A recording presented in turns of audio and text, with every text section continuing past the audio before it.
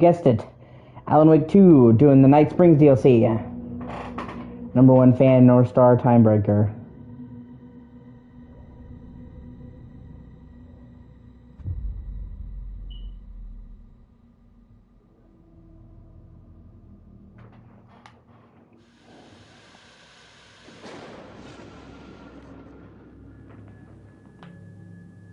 A fan.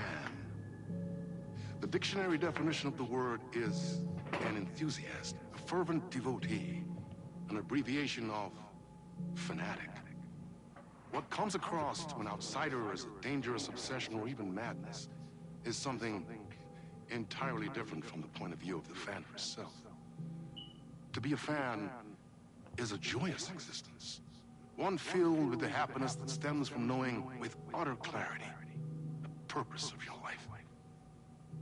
But what if that purpose could be more still? If you could be lifted out of the flock as your idol's chosen one, the only one who could decipher his secret messages. What lengths would you go to save the object of your obsession? In Night Springs! God in heaven, please forgive me for doing the deals and do them. God in heaven, please forgive me for doing the deals and do them. Cult classic episode number 1. God in heaven, please forgive me for doing them.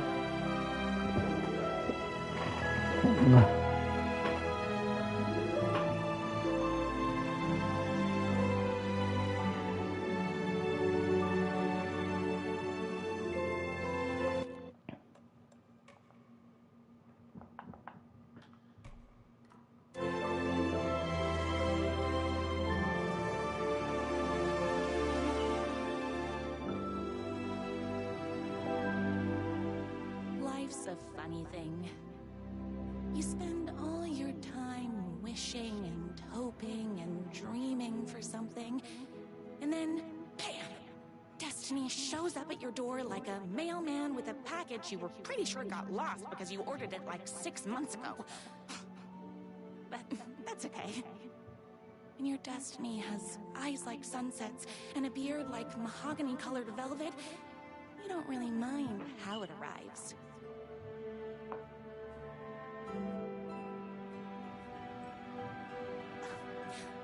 But my day didn't start off with all that excitement.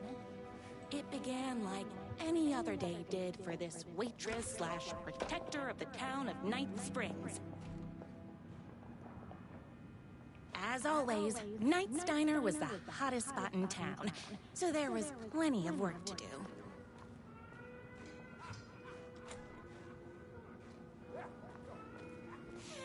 It's everyone's favorite waitress! Look who it is! Hi, everyone! Could I get another cup of that delicious special brew that only you know how to make? Of course. Who else wants a top-up? Me? Right here, please. One for me, please, and thank you. Will do. Let me just grab a fresh pot.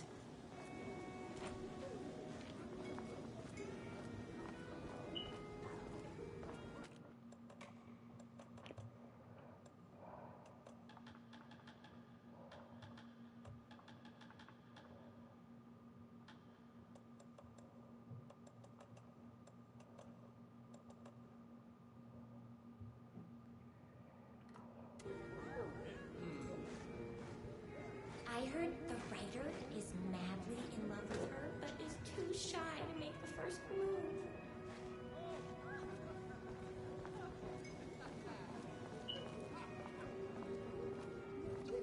Another cup. I would kill to have a passion like you do for that writer of yours. You two are destined for each other. We sure are. Hot coffee. I heard your fan site for that writer was named best fan site in the world. Congratulations! Thanks. It wasn't easy. Here you go. A person of your genius and grace is wasted serving coffee to us regular Joes and Joannes. Oh, I don't mind.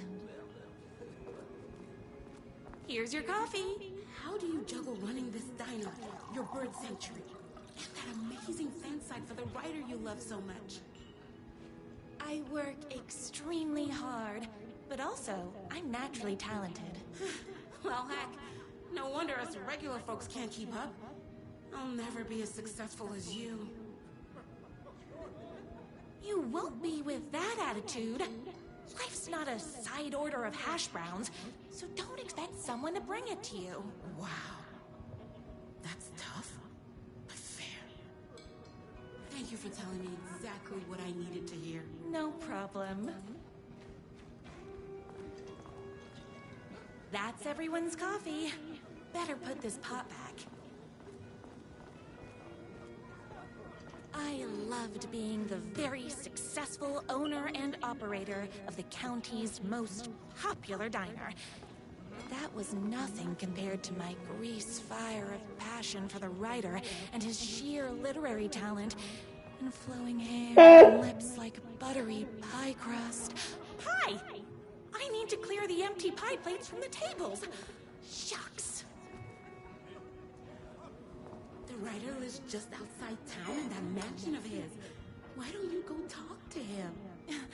Oh, we have our own ways of talking. I saw in the news that you saved every single person from that bear attack. Amazing! Thanks. Those yoga lessons really paid off.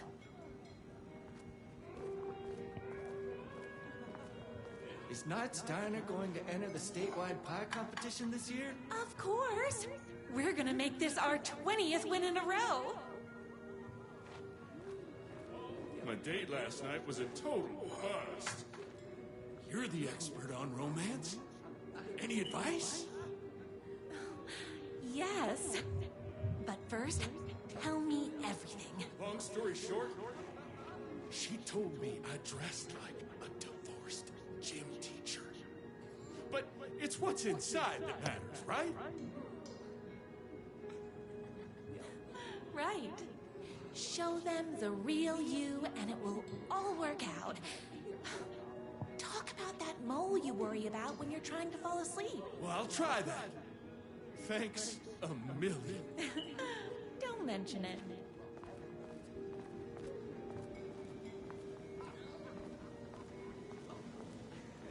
I better take these plates back to the service window. Excuse me, can I borrow you? What can I get you? Oh. I need a good book recommendation. After all, you're the town's literature buff. Oh, you have got to read the newest book in the Writer's Crime Trilogy. I'll grab you a copy from the back.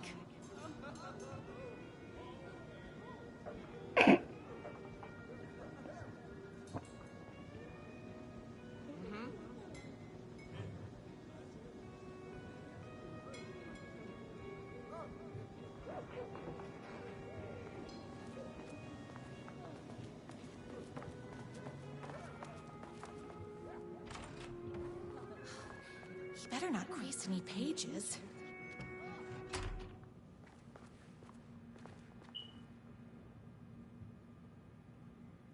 The fuck?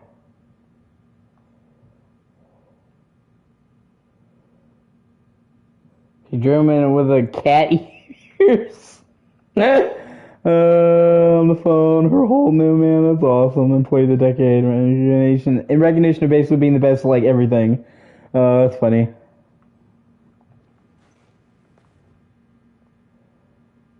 The only thing that hurts when love is loving again. Your favorite writer whose voice you would recognize in your sleep. I'm in danger. Please, my #1 fan. You're the only one who can save me. Oh my gosh! Don't worry, I'm on my way. My beloved writer was in terrible danger, and I had to rescue him. Oh, that's great. Had never been higher. Luckily, I kept all my accessories in the diner's kitchen.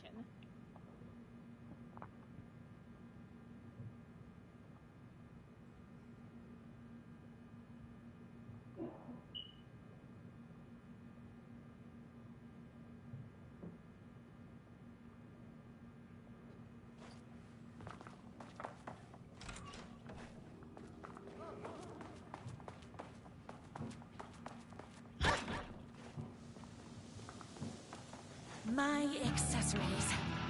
Everything a girl needed to claim victory in the battle for love. My trusty 12 gauge, fully automatic. Extreme circumstances call for extreme shotguns. My bolt-action hunting rifle with a gorgeous walnut stock. Deadly, and looks good doing it. Just like me. I was finally ready for a night out on the town. With danger. There was no time to waste. The shortcut through the boatyard was the fastest way to my rider's mansion in the woods outside town. What the fuck? The boatyard is this way! You better hurry! Go through the boatyard! It's the shortest route! This was my moment. My chance to save the rider and make him realize how much he needed me. And if that's not love, I don't know what is.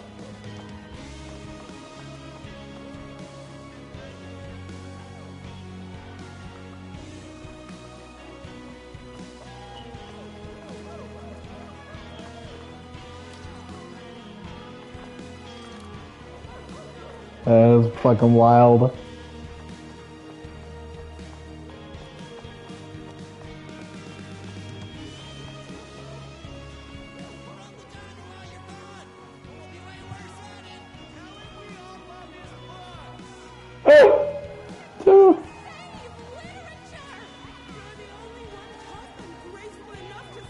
I was leaving my old life behind, like a body left to sink in a lake so no one finds it.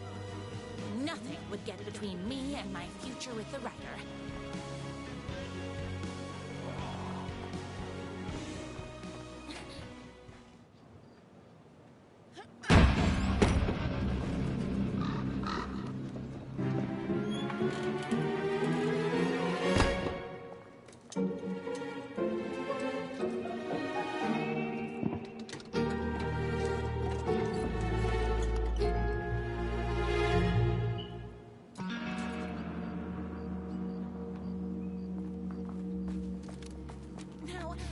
Who the heck is that?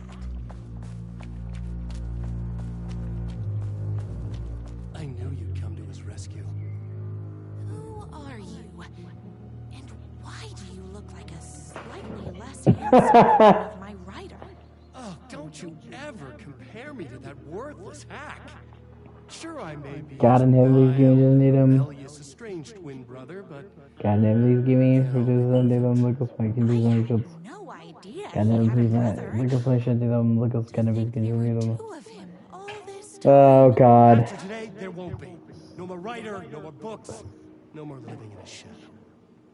But you're his brother. I'm sure you two can talk it out and realize you have so much in common, and after you change, you can move in together. And I'll come over with popcorn for movie nights. He had his chance for popcorn and movie nights, but he wanted to keep everything for himself. Too bad. You know what they say? If you can't join him, beat him. What did you do to him? I locked Mr. Fancy Pants up somewhere you'll never find him. You won't get away with this. I'll stop you. Babe, I got an army of people that hate that hack almost as much as I do. They're ready to die if it stops him from writing another crappy book. What do you got? I have the power of love. Oh, is that right? Well, you're gonna need more than your feelings if you want to stop all of us. Only a monster would be blind to the poignancy of my writer's books. There was only one way to deal with monsters.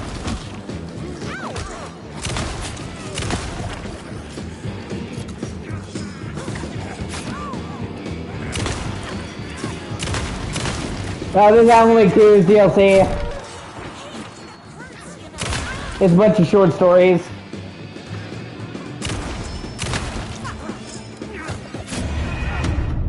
Oh wow, I died. Okay, I got this.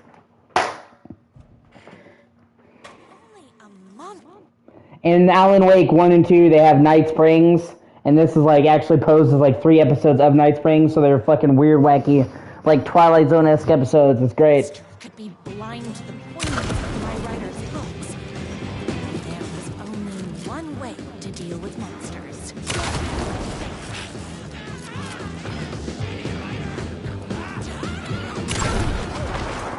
Oh, shit.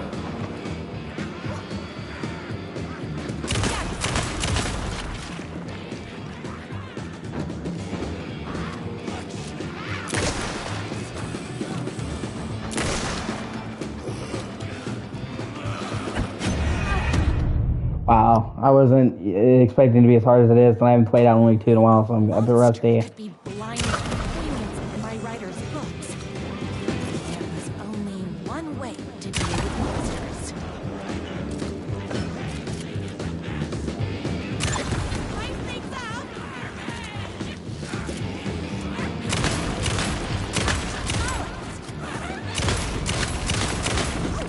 Hold on. I need to fill my gun up.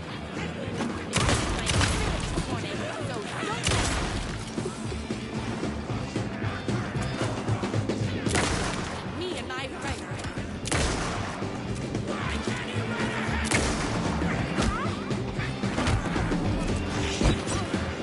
Shit.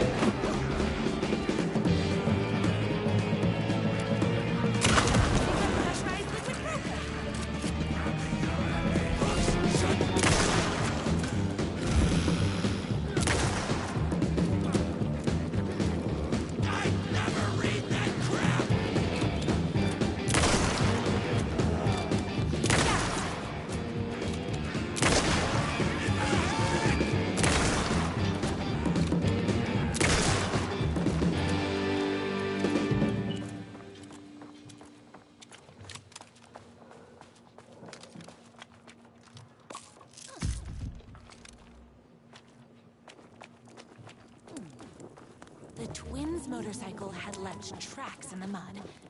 I recognized the tread pattern immediately, thanks to my famously keen perception. The tracks would lead. And whereas, you know, Alan Wake 2 is very serious, very hard-driven experiences, these episodes are meant to be more zany and wacky. And this is the smaller DLC called Night Springs. And tomorrow morning, the big DLC that's more horror-oriented, The Lake House, comes out. So I was waiting until the final DLC came out to get the season pass and get both of them, so I did. So I'm playing this while I wait for the second DLC to unlock.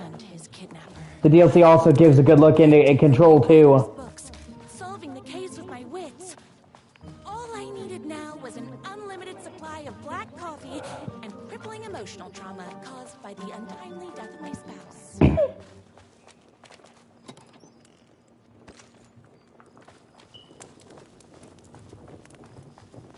More haters. Pistachios. Me and my writer. My gun's hungry.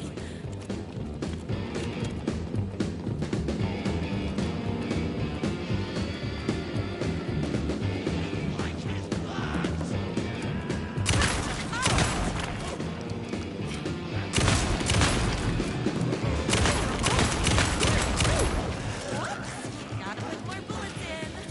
I spinach this morning, so don't mess with me.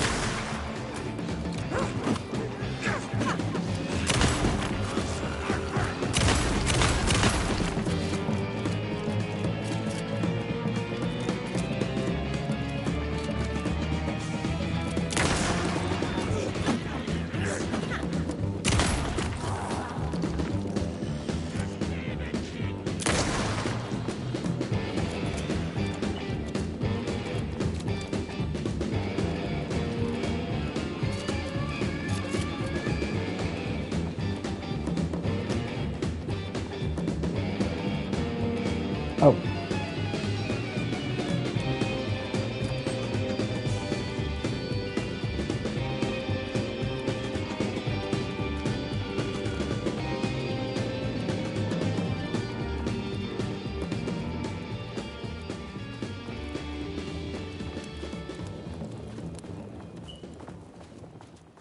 Why hadn't my writer ever told me he had a semi-evil twin brother?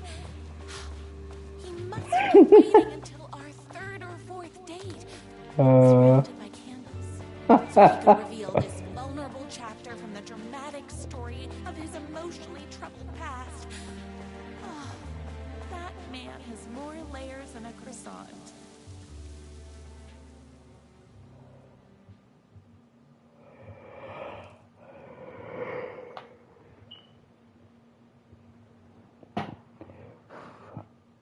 Wow, it's like a whole fucking fan fiction.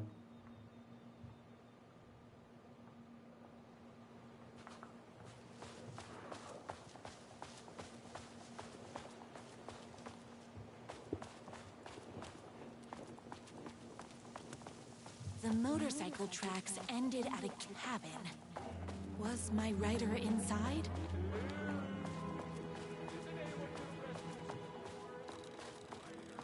Hello? Is anybody there? I'm just a frail writer and I require aid. He's inside. I'm here. I've come to save you. Oh, joy! We can finally be together and sit through big poetry readings and drink $18 cocktails and have high tea with the queen. Wait a minute. My writer only drinks coffee. 2 sugars, no milk. I keep all the mugs. Okay, no more tricks. I'll be waiting upstairs.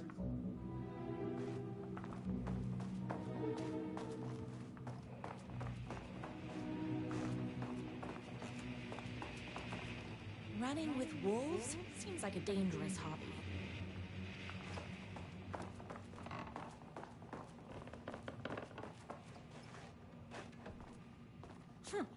I guess writing doesn't run in the family.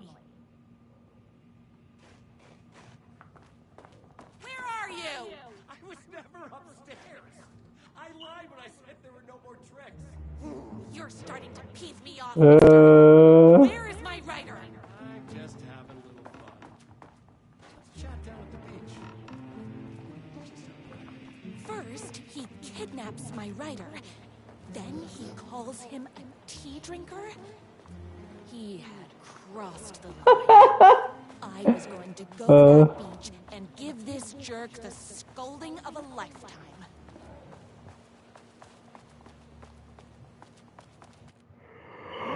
I guess I get stretching.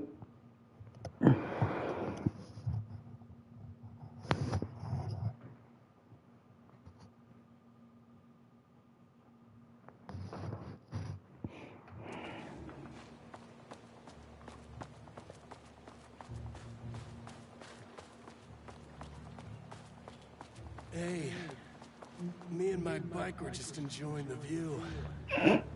Where is my writer? What are you And even then seeing you that can crybaby? leave He's them. boring, he dresses like a nerd. Shut your mouth. God, He never is a giving stylish him. intellectual who is in touch with his feelings. You're starting to cramp my style, babe. God never please give me if he doesn't need them. God in heaven, please give me if he doesn't need them. God never please give me if he doesn't need them. Already told you that? At the boatyard? I feel overshadowed by success, like he's taking everything I can compete. God in heaven, please give me if he doesn't need I them. remember now. That's It's a self-confidence thing. God never please give me if he doesn't need them. It's a bit more complicated than that. You are going to tell me where he is, or else. Or else what, babe? You asked for it. You're rude. You have no manners. Your too cool to care attitude is attractive initially, but drives people away after you're actually incapable of letting your walls down to reveal that you are a vulnerable human being just like everybody else. You are trying way too hard with that outfit. No, stop. I don't like being seen. Listen, I never had your precious writer. I was just keeping you distracted while my army of haters storms his mansion. Now the love of your life is doomed. Doomed! Oh, it's so over the top and fucked up. It's amazing. He tricked me. Seriously keen perception.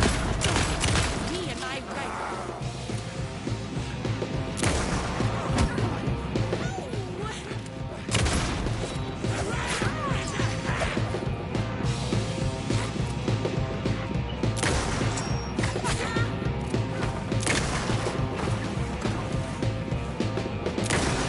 Damn it.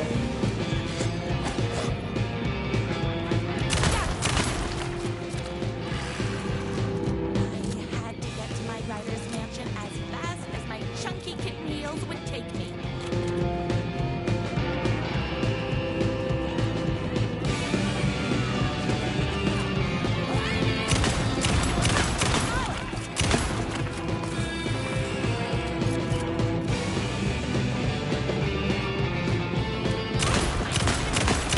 So don't mess with me.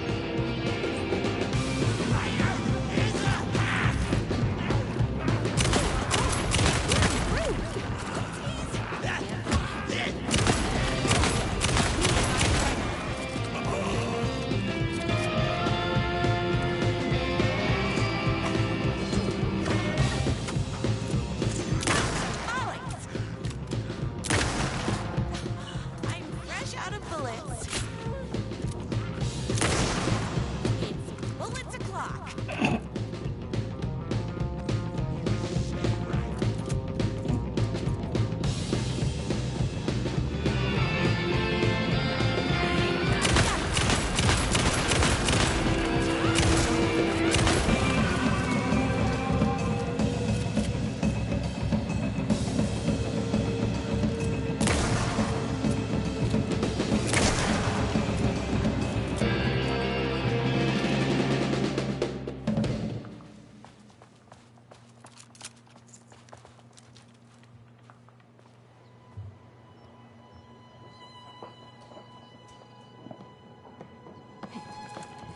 Yeah, somehow I feel like the deer's... What the fuck? Would never fall victim to my twisted brother's lies. His hatred for me is as That's so fucking weird. and just as fiery. Oh, he's a deer. Hurt would never win. You're the only one who can save me. Oh, I believe in you. that is so insane. Oh, he's a fucking deer. Oh, that's awesome. My rider believed in me. We were kindred spirits. We fit together like a bicycle chain and that spiky wheel thing the chain fits into. We were connected by love and destiny. He was meant to be mine, always and forever. There was no time to lose. I was the only one who could save the rider and the very soul of literature from these evil haters. The fate of all art rested on my shoulders. The stakes had never been higher. If I have to stop you myself, I will. Unlike him, I'm not afraid to get my hands dirty.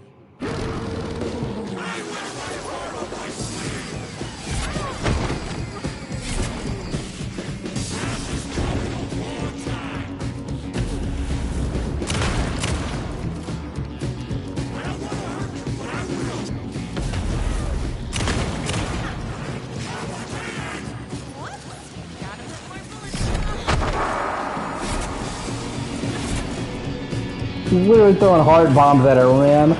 What the fuck? That's funny.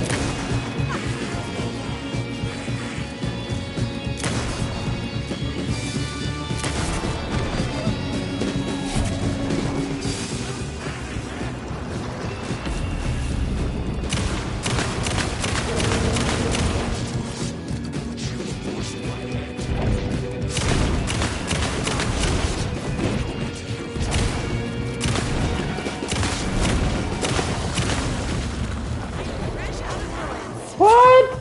He's a werewolf? No, Oh god. that won't stop me. Yeah, so you know this is a fan fiction.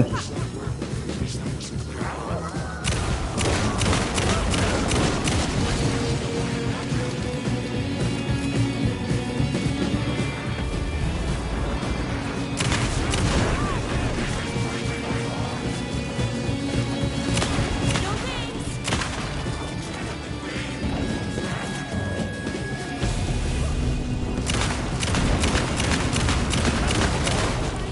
Good werewolf.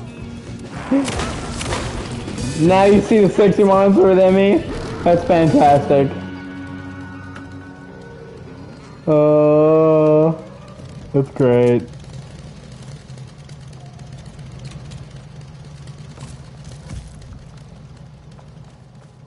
Oh, I love that so much.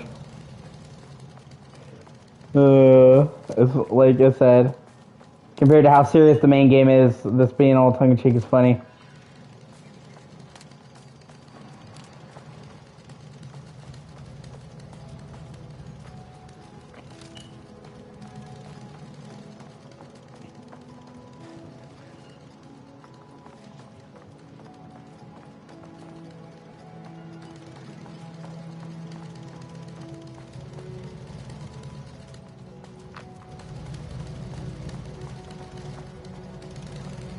Oh. I'm not going to kill you.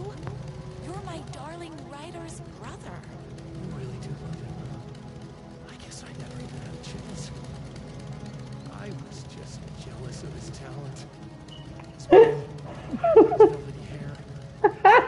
Mostly, that he's got the love of somebody as amazing as you. Oh, you silly werewolf. You can have all those things too. You just need to stop wanting to be him and start wanting to be you. Your words have shown me that it wasn't my brother I hated. It was myself. Oh, what have I done? Those haters will tear him apart, and it's all my fault. Please, go save him. Oh, I intend to. Oh God. Like I said, it's so over the top and ridiculous that I can't help but smile.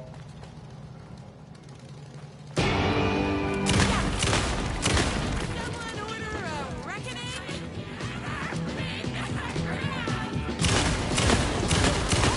Very rude.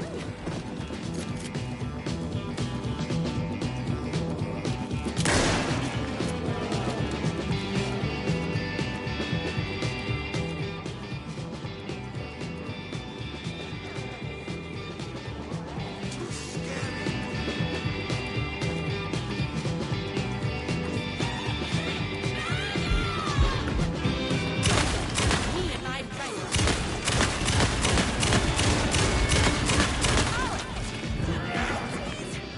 Get the bullets. I finished this morning, so don't. It's bullets o'clock. Oh, hold on. I need to fill my gun up.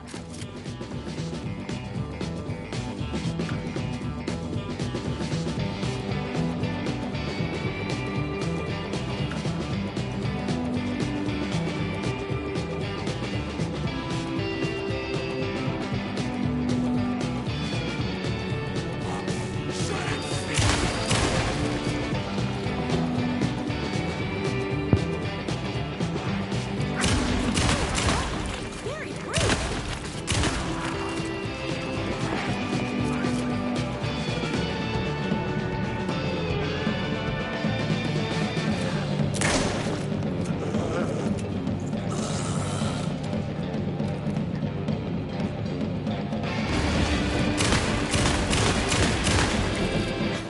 I'm fresh out of bullets.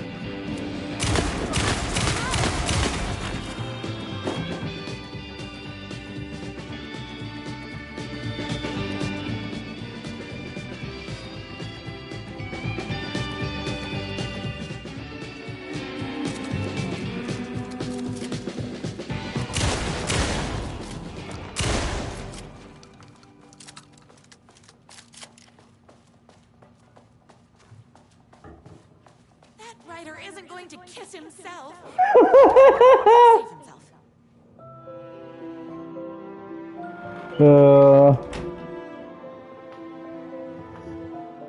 And he's even wearing his Alan Wake 1 outfit. After all the fighting, we were finally alone. Together. Our love was written in I feel like I'm playing an erotic video game fan fiction. So we danced like two spinning plates that would eventually crash into each other in a dazzling display of flames and rocks and other planet stuff.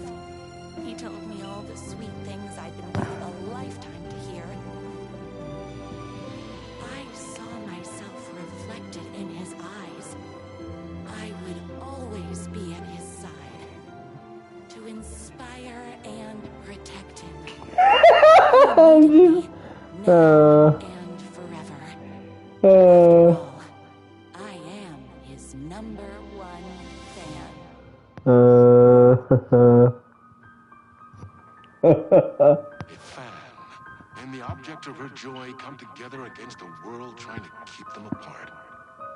A happy ending for some. But is happiness, like beauty, all in the eye of the beholder? Where is the line between fandom and fixation? One can never tell. In Night Springs! Night Springs.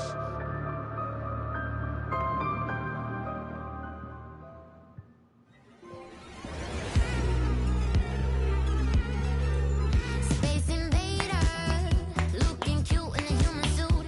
Secret agents. I think they made the song just for the game.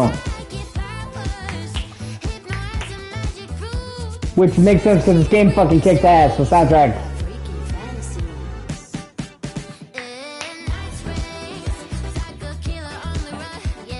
Yeah.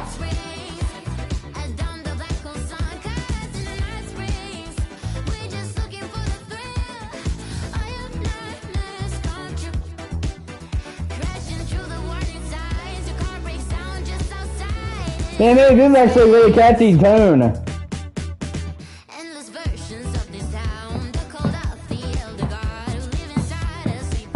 And it feels like a kitschy 80s throwback song.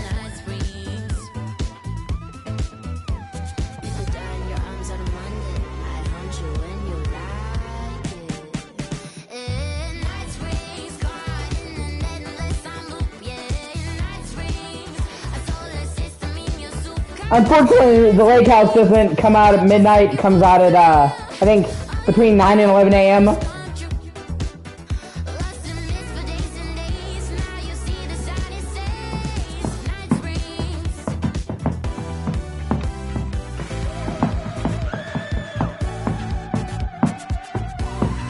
So I'll probably be, I'm just playing this, get through it so I can get ready for the second DLC. I just said, fuck it. I might as well just go all in and get the whole DLC, be done with it. There's nothing else I really wanted.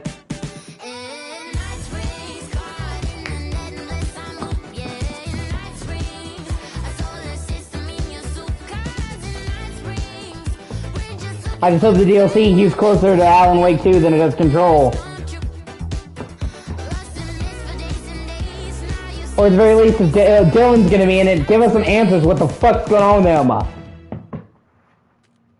You know what I'm saying? North Star.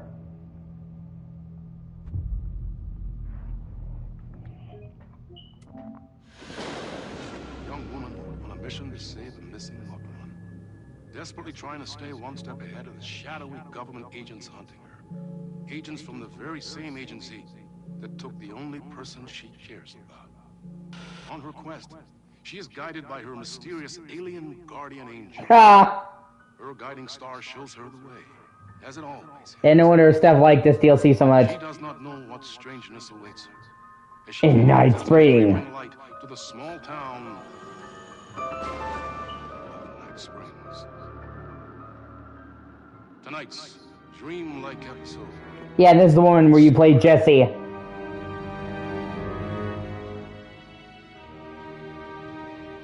This is gonna get strange. There's no helping it. The universe is much deeper and weirder than people know. My brother and I know. We've seen it. We've seen you. But there are some people, an agency, that doesn't want anyone knowing more than what they see. That's why they took my brother and have been chasing me my whole life. But I can't keep running.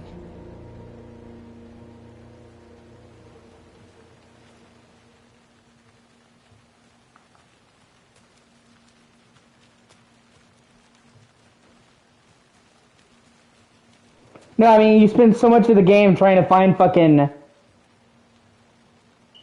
Dylan, you know?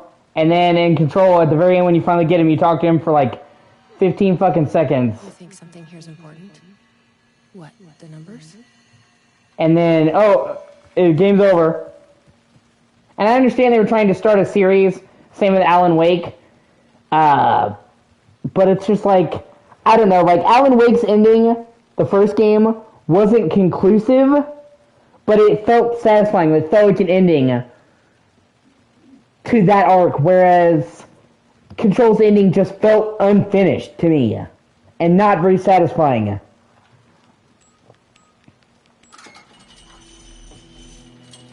I've never been able to track down the government agency that took my brother.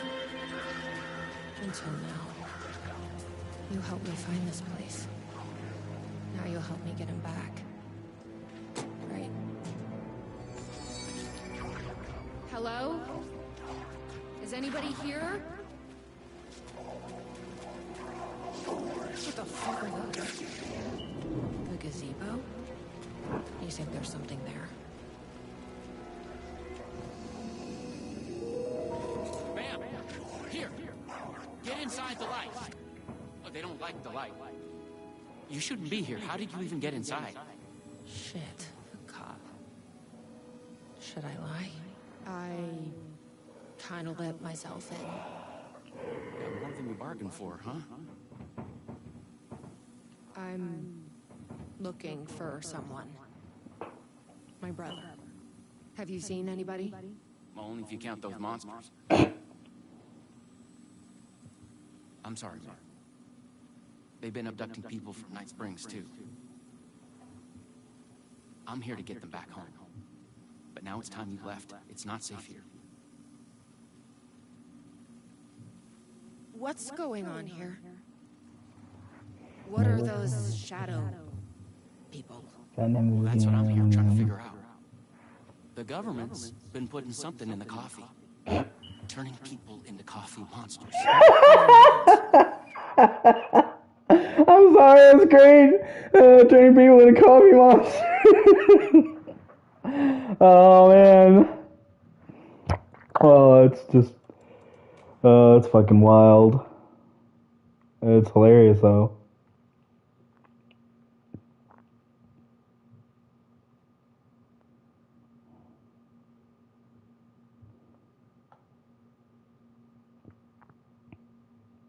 Yeah, they added the photo mode since I last played it.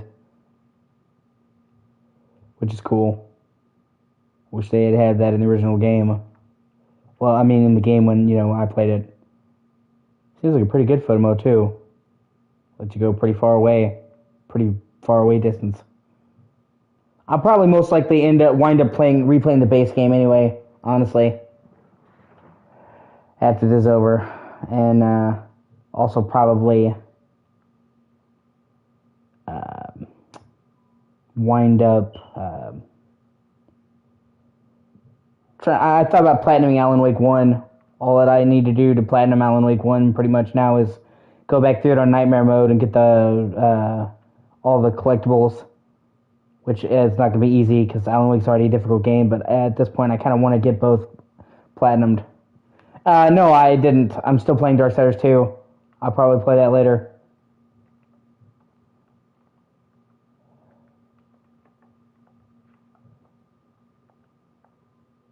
Is this the same government agency that's been chasing me all these years?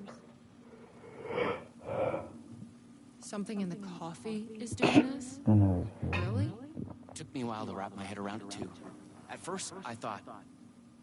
Well, I don't know what I thought. But now it's clear. This is deep state. Deep state science. I'm not going anywhere. That's funny. I respect that. There's a warehouse just past the park. It's locked up tight, has some fancy government security system, but the intercom is busted. I figure that's where they're keeping our missing folks. You don't know what's really sad and actually upsets me? Hold on, I gotta let my cat in. Data miners actually found out that they originally intended to have a Casey episode in Night Springs. Like there was data for it. But they wound up scrapping it because James McCaffrey died before he could do the recordings.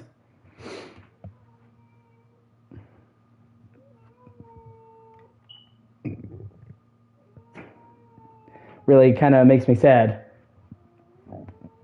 Would have been really cool to get a Casey episode. I know he did recordings for the Lake House, apparently. He's going to be in that, although I'm not sure. I guess they just felt it would be not right to recast him. You know what I mean? He didn't complete the lines in time, and I guess they didn't want to recast him. I'm kind of wondering how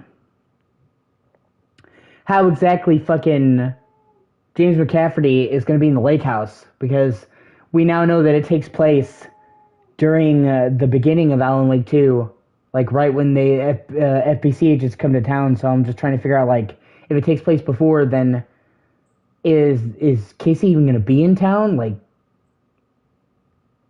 but they confirmed he's in it, and he had finished the recordings for the Lake House before he died. So I don't know how they're going to fit him in, but at least that'll probably be the last James McCafferty performance.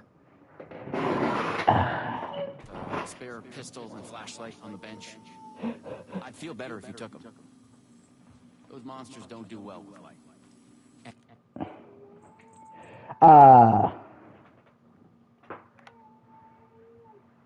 A couple months ago, they said that Sam Lake said that he finished doing the Alex Casey Mo capture for the Lake House. And somebody asked him about it, and he said that he had done the recording on Twitter. So apparently it was important they got him to do the Lake House, so they had him record the dialogue in advance of his death, and then they did the motion capture afterwards, because, Sam Lake is the modern face of Alex Casey, so they could do that later. So, but they confirmed, Sam Lake himself confirmed that Alex Casey's in the Lake House, and that James McCafferty voiced him. It was like the last thing he did, so I'm just trying to figure out how he's going to fit in.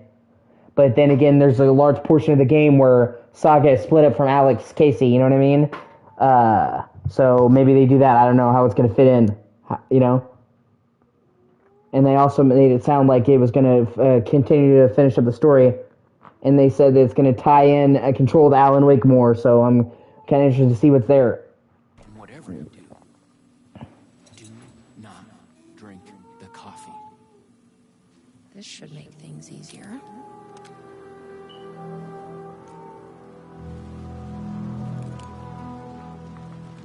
Let's check out that warehouse the sheriff mentioned.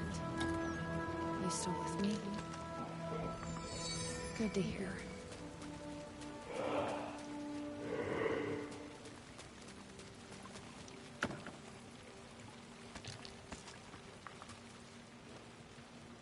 They also specifically said that it would continue Alan, in Adventures in the Dark Place with Alan and Saga. And I'm wondering if they are going to have episodes, or if it's just going to be Kieran.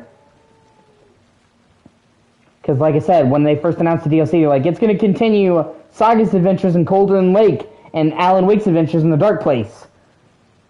Like, that's literally in the pitch. I remember reading the season pass description when they first announced it, so...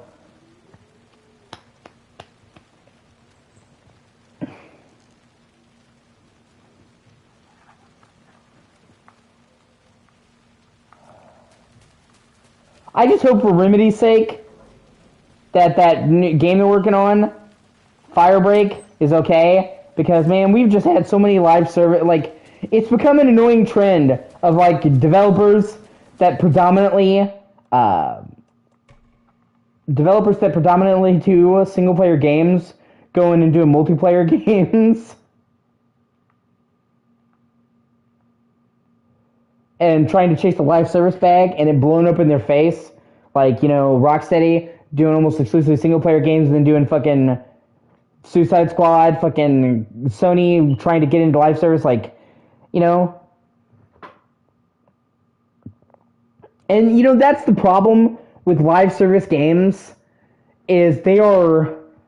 Oh, wow, there's more to this than I thought. There's camera, you can adjust the distance. Well, it's also first person, so that's also kind of interesting. That'll be the very first Remedy first person game. which, you know, obviously I'm not talking about fan mods and shit. It'd be their first-person game. So, you know, but the thing about live service games is I understand why the industry is chasing them, because think about it, you're trying to make games, you're trying to make money, and you can have one game that sells well up front, or you can have one game, okay, I'm sorry, I'm trying to put this in a certain way. You can have one game that sells well up front and then dies off because people play the game and then they beat it, they move on. Or you can have a game that just keeps selling and keeps selling and keeps selling and keeps making money. That's the dream for live service games. It's not just a lot of profits, it's continued profits. Because if there's one thing that's better than getting money, it's getting consistent money, being able to count on the money. So I understand from like a financial perspective why game companies are trying to go for live service games, or games as a service, however you want to say it. But the problem with that strategy is, one, it's hard enough to have a game be successful to begin with and stand out, but a live service game requires you to have a game that is consistently successful, which is even harder to maintain over a long period of time. Two, because they are expecting it to come out for years, they have to sink a lot more time and money into a live service game than they would a traditional game. So it's like you could be doing game 1, game 2, game 3, and spending the same amount of profits as you would on a live service game. And 3, when you have a live service game, the pro of it is getting consistent money and having people keep coming back. But the con is you have to keep updating that game all the fucking time.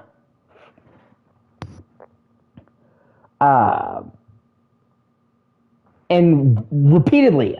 You know what I'm saying? You don't have enough updates, people lose interest. So it creates, you know, an expectation where you just gotta content. And I mean,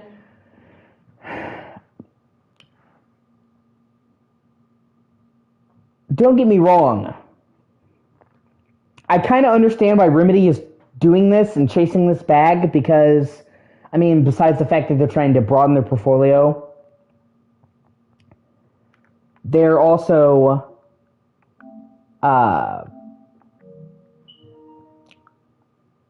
they're trying to chase something more commercially successful, because the Max Payne games did good, but they didn't do amazingly well sales-wise. Like, they didn't have to make a profit, but nothing insane.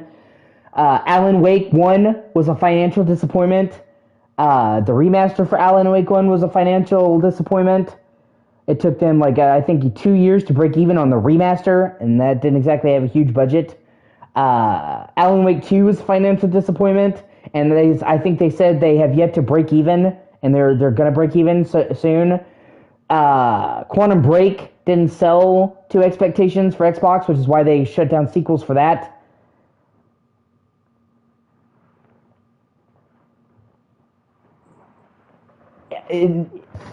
I wouldn't say that.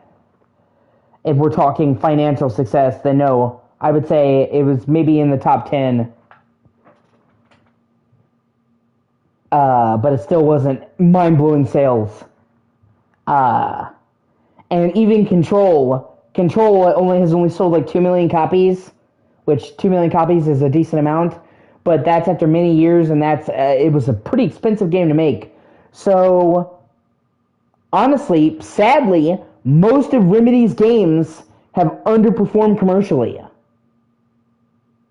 And with Alan Wake 2, they funded a lot of it out of their own pocket, most of the game out of their own pocket, because nobody wanted to greenlight Alan Wake 2, and it not doing so well kind of really hurt them financially, you know?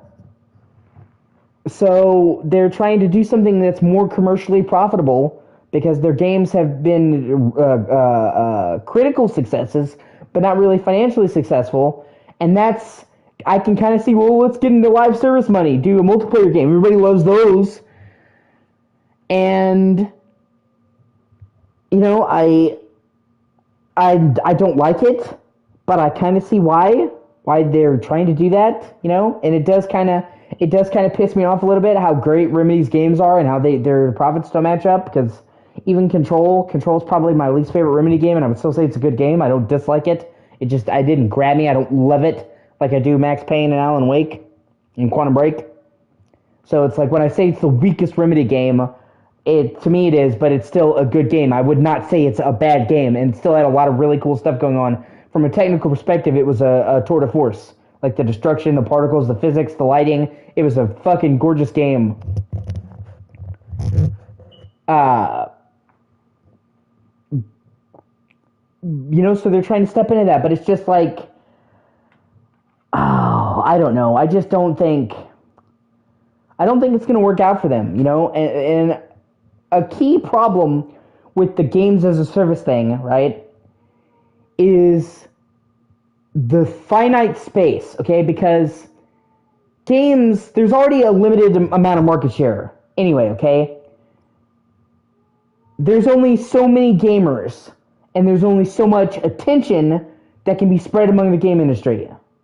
All the games that are coming out in every year are all part of one big pool. And they're all trying to grasp for they're trying to grasp for attention and sales from a finite pool of sales. There's only so much money to be made. There's only so much attention that you can get, and you're fighting for every other game that you have. So gaming is competitive anyway. On any given month, there's multiple games that come out, and if you come out during the holiday season, well, there's a ton. But when it comes to live service, it's even worse because, one, it's oversaturated, more so than a lot of genres. Like, live service has been, like, the big push in the industry, so it's incredibly saturated. And two, because live service games are games that require a long time commitment, and they're games you come back to, they require much more of an investment than a regular game, so people will gravitate to one, maybe two live service games, even the ones they like, and then that'll be the one. And they'll spend most of the time coming back to that. So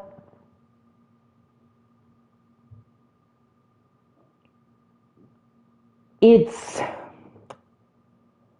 a really competitive genre with a very small resource pool, and Remedy is not only stepping out of their comfort zone to jump into that pool, but they're wading into waters with people that have done this a lot more, that have a much bigger name recognition, that have a lot longer standing in the game. So say they do a free-to-play PvP fucking game. They're fucking wading into the waters with Overwatch. And Overwatch 2 may kind of suck compared to Overwatch 1, but it's got a hell of a lot more name recognition than fucking Firebreak.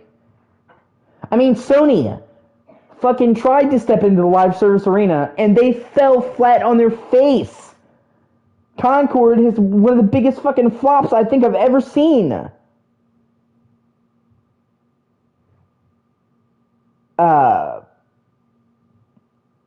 And Sony has way more recognition and brand power and money than fucking Remedy, and has actually done live service games that were successful.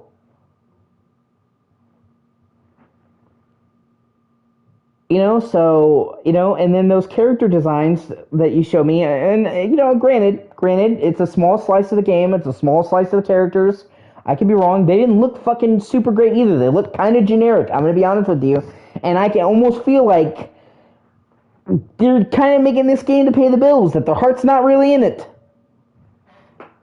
And, they're already kind of struggling. They're selling off rights to their games for movies and shows to get more money, to keep things afloat. They're taking loans from fucking Tencent. So that tells me they're not really doing very great financially.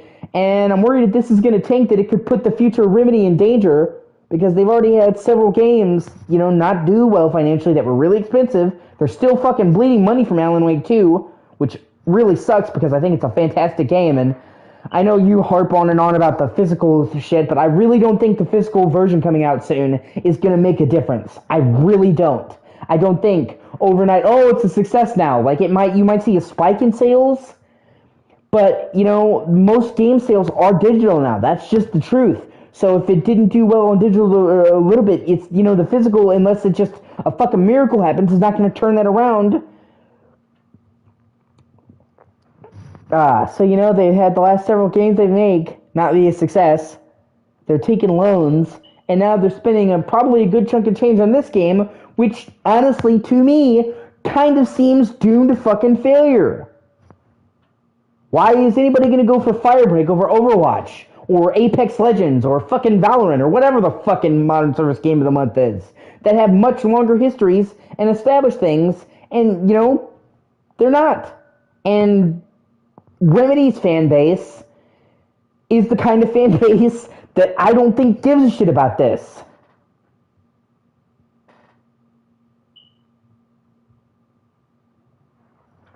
Yeah, a few 100,000, maybe.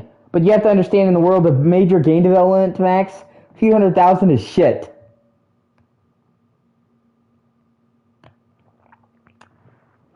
You know what I'm saying?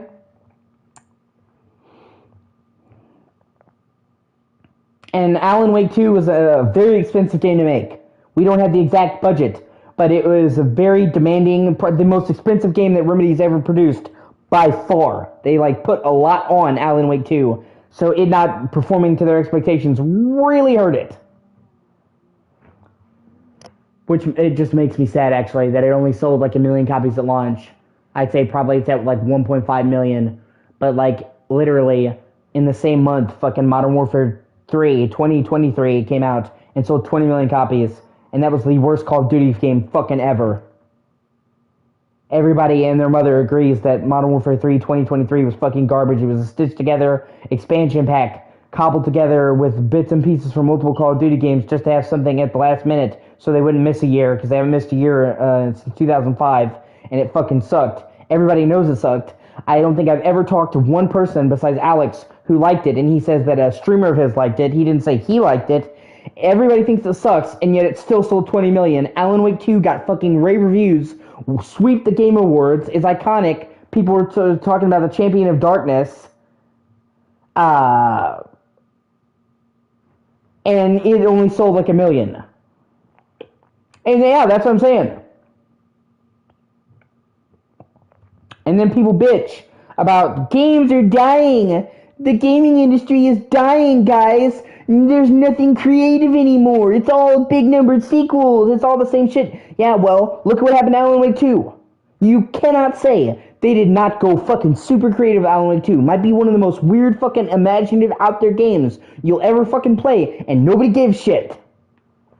And they went toward a big budget, big name sequel. And I'm not gonna, be a dick. If people like what they like, they'll buy what they buy, and there's nothing wrong with that. But you can't sit there and say that gaming is dying while you're literally helping put the nail in the coffin. Man, I'm tired of yearly games. Then immediately buys the next yearly fucking FIFA, Madden, Call of Duty, UFC, WWE fucking slop. Like I said, even Call of Duty fans, casual people, everybody in the world was saying, man, Call of Duty Modern Warfare 3 is gonna suck. And then it still sold 25 million copies. The only reason why Call of Duty 3 Modern Warfare, Call of Duty Modern Warfare 3 2023, it's a fucking mouthful, didn't take high selling game of the year, didn't take, the only reason why Modern Warfare 3 2023 didn't take the highest selling game of 2023 was because Hogwarts Legacy beat it. And Hogwarts Legacy was a once in a million fucking surprise, And I know Modern Warfare 3 is bad. The new one is. But Call of Duty has sucked for a long time now. When was the last fucking amazing Call of Duty game? I can't think of it any time. And yet people just buy it every fucking year. That wasn't Microsoft, that wasn't Rockstar or Hogwarts Legacy. They've taken the highest selling game of the year, so it doesn't matter. So why would they change when they'll just we can literally take an expansion pack, charge people $75 for it, make it a fucking piece of shit, and it's gonna sell 20 million copies.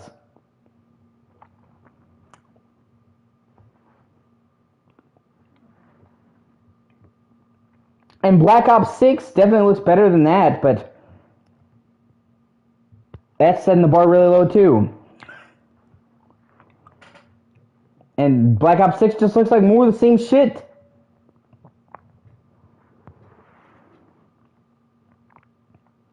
So, you know, it just...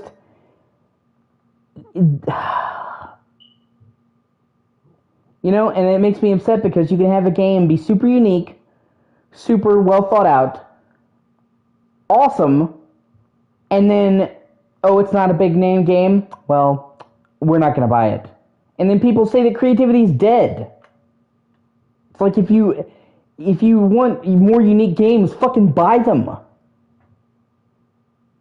Don't complain about commercial games and then buy commercial games. Like, that is so fucking dumb.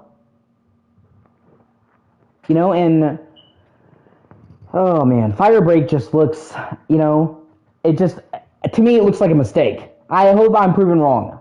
Maybe I'll see the gameplay and be like, you know, this is really good, but I don't think it's going to compete with fucking, I don't think it's going to compete with Overwatch. I don't think it's going to compete with fucking Valorant, you know, all those big, you know, Fortnite, all those games, and I think they're kind of double fucking themselves because not only is it not going to appeal with a mass audience,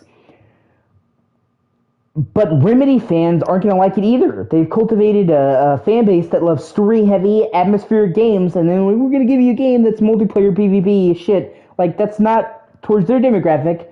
So it seems like they're kind of in like a nebulous no man's land where they're not going to get mass appeal and they're not going to get their fans either, so it could even more tank. And that kind of worries me for the future of the company because they're taking loans, their games haven't been profitable. It kind of freaking me out that, you know, something could happen to Remedy. Like, God, I hope not, but we've had, like, 2024 has been, like, the year of video game studios closing down. And I don't think it's that bad, but it's definitely not heading in a good direction the way they're currently going. You know, they need a financial hit. And I understand, like, I think, you know, they're trying to do a Hail Mary with this. I just don't think this is going to be the fucking, you know, coup de grace that's going to right them and make them profitable. I hope I'm wrong. Because even if I don't like the game, if it sells well, it'll help fund the games we do like. But I don't think it's going to do well.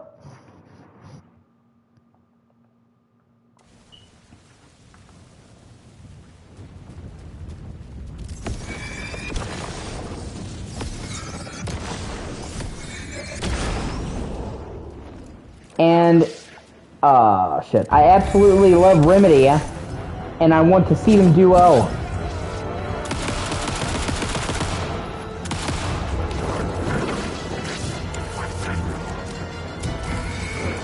Yeah, you know, ordinarily, Max, I would agree with you. But then we think about Embracer, and what happened with Embracer, and we know that's no guarantee. They could be working on 50 million fucking games. And when the studios and they were shut them down. What is this stuff? It smells like coffee. This must be the warehouse. But how do I get inside?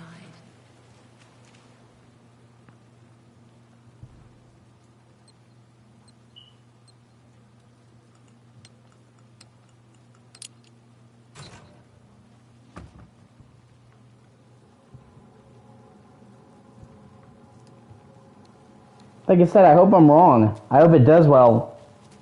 I just, you know, the last several games they've made have not done well financially. And I can't imagine that puts them in a good spot. And like I said, they're taking off loans. And they're... Yeah, that's true.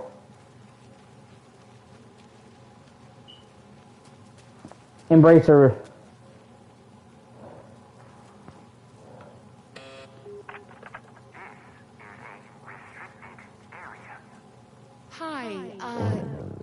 I need to get inside. Sorry, I lost it. God, Netflix giving you them. Fucking machine.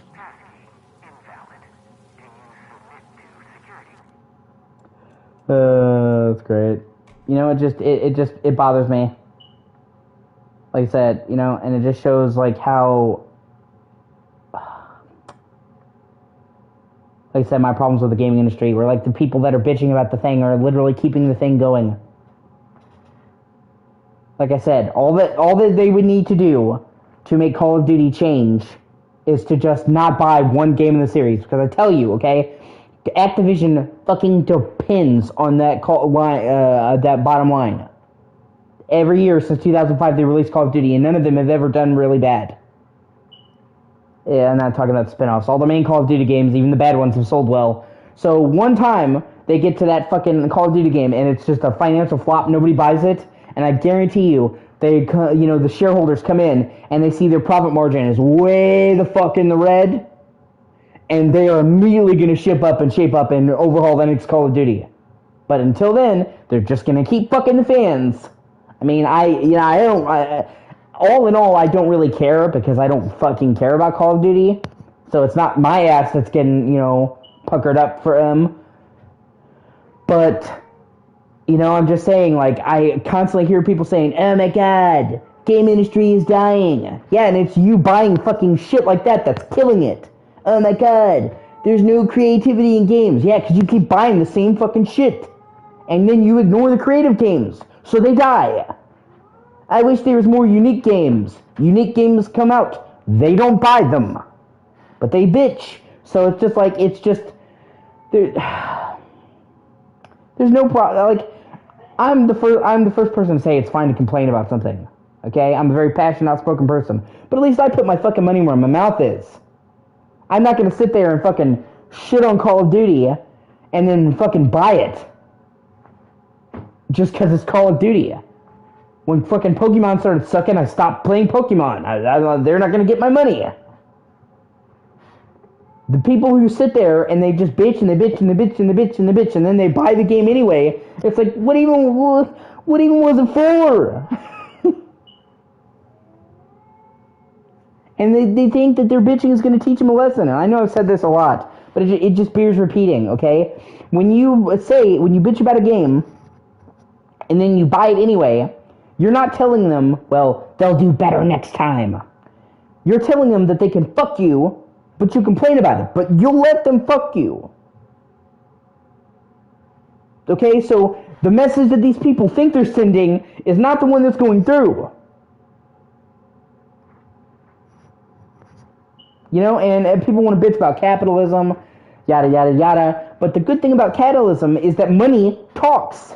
Okay? And just by the simple act of not spending your money, you can decide the fate of the market. Like I said, just 1 year, if a Call of Duty game came out and it just fucking tanked, like Concord, okay? Activision would delay the next Call of Duty and they would overhaul that shit because they would see, oh my god, we're not going to get a bonus this year. Oh my god, we're going to be paying shit back. We're in the red. And that's what they listen to, not your complaints. Well, I spent $110 on the Ultimate Edition Season Pass with the shiny extra weapon packs. But I wrote a very strongly worded opinion about Activision on a GameFAQs forum board. That'll teach them. Bobby Kotick is laughing at you on his new fucking boat that you bought. Oh.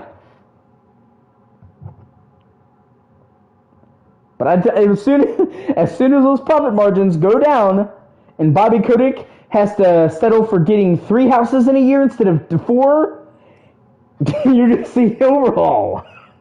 I mean, look at Sony. Sony is one of the biggest gaming companies in the world, and as soon as Concord flopped financially, they're like, oh shit, we're out. Fucking folded immediately. They're like, no, we're not doing this. And people didn't, like, it wasn't the fucking scathing reviews. I'm sure that didn't help. It was the fact that it sold like shit. Like, it sold less than 50,000 copies. Which I think they spent like $300 million on it. So that's like fucking abysmal. So it sold poorly and they immediately said, oh shit. And they're probably going to retool it and relaunch it as a free-to-play game, which is what they should have done in the first place. Because they're literally trying to go up against games, much better games, that are free to play and asking for $40. Yeah.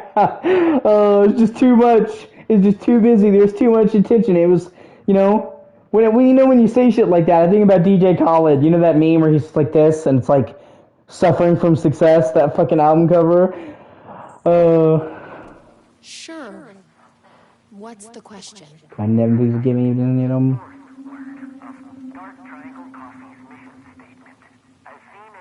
Gotta never please give me for doing my What kind of question is that?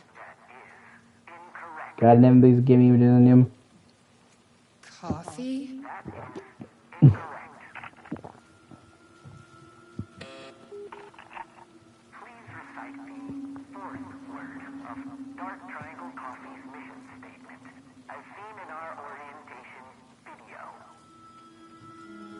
Triangle?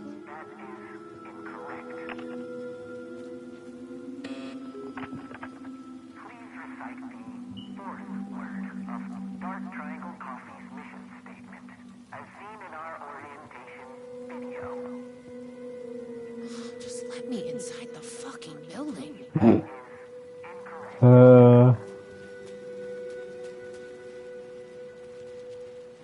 Guess we need to find that orientation video. And I'm going on another rant again, but I can honestly say that I put my money where my mouth is. I don't buy games that I think suck ass, even if they're from a series I like. I'll call out games from a series I like and say they're bad. Like, I love Kingdom Hearts, but Kingdom Hearts 3 is fucking garbage. And more importantly, I don't just say, well, support unique games, and then all I do is buy commercial games. I mean, of course I buy commercial games, I buy the big games that releases that year. I'm not, one of those people who just buy, I'm not the hipster, I only buy the regular games. But I also, as you can attest, I buy a lot of lesser-known indie fucking games. I like a lot of weird, lesser-known shit. I don't just sit there and play commercial experiences. I'm just, I buy a lot of weird, out-there shit made by smaller developers that you've never heard of. So I'm not just sitting there, saying, well, support small games, support unique games. I literally do.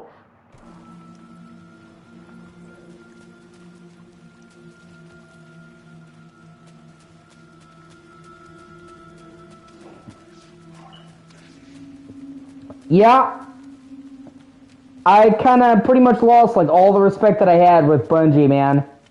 Okay? Because Destiny had problems from the beginning, but it still had a lot of good stuff there. The shooting and stuff was really good. It still felt like a Bungie game. And they, with the Taken King, they really stepped it up a notch and made Destiny good. So it started off kind of rocky and then became a lot better. And then Destiny 2, I thought started off really good. There was always egregious microtransactions, but I always said, well, it's because it's an Activision game.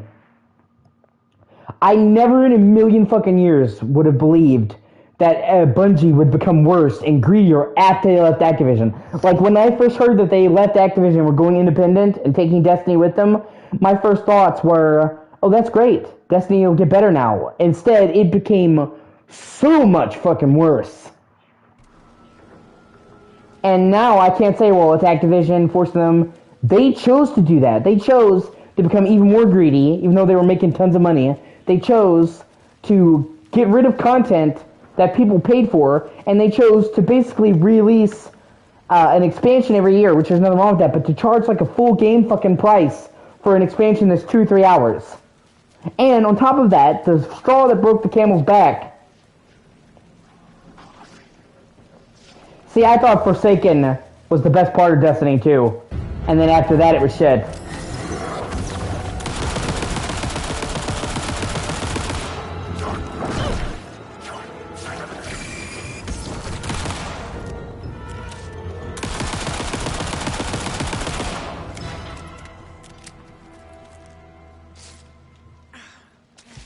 But, I see your point of view, but, the straw that broke the camel's back. Right? That's what I'm saying. That is fucking insane. The straw that broke the camel's back for me was them getting rid of all the old content. Literally taking all of the previous expansions that people had paid good money for and making them fucking inaccessible. Tasting room? Probably shouldn't drink any strange coffee. And that to me has got to be one of the biggest fucking dick moves in gaming.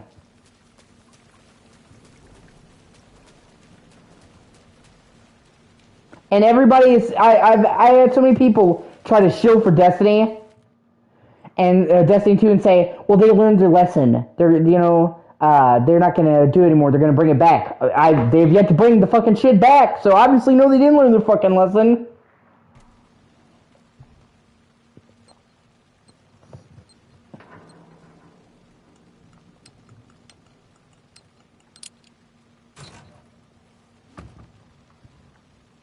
You know, and the entire reason they were originally under Activision's leadership, they were going to do Destiny 3, okay? And then they announced when they were going solo that they were going to instead keep focusing on Destiny 2 because, well, we don't want to start people over at square one again. We want to keep building on the foundation of Destiny 2. Well, if you wanted to keep building on the foundation of Destiny 2, why did you take away half the fucking content? Okay? And if you were gonna, and they said, well, it just became too much to manage. Every time we release a patch, we had to update all the game and all the DLC and check all that stuff. You know, we just needed a fresh start, okay? Well, if it was too much to manage, and you just needed a fresh start, then you really should have just made Destiny 3 and had a fresh start.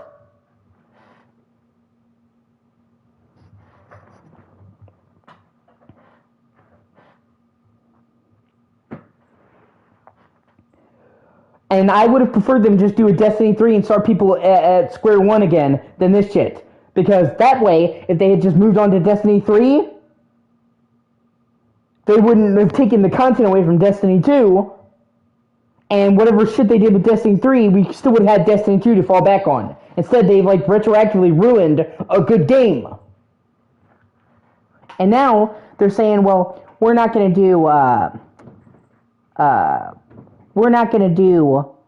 larger expansions anymore. We're going to do, smaller ones. Yeah, exactly. They said we're not going to do major expansions for Destiny now. We're going to do smaller expansions released at a freaking quip. Oh, okay. So that sounds like even more live service bullshit. Okay? And when you consider the fact that they're big expansions of 3 or 4 hours, I'm not looking forward to the smaller micro drops.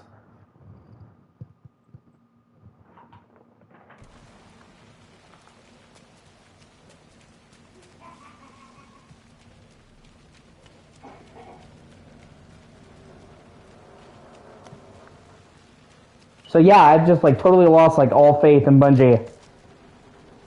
The only chance they had to redeem it is apparently they're working on doing a revival of Marathon, which was the FPS series that they did before Halo.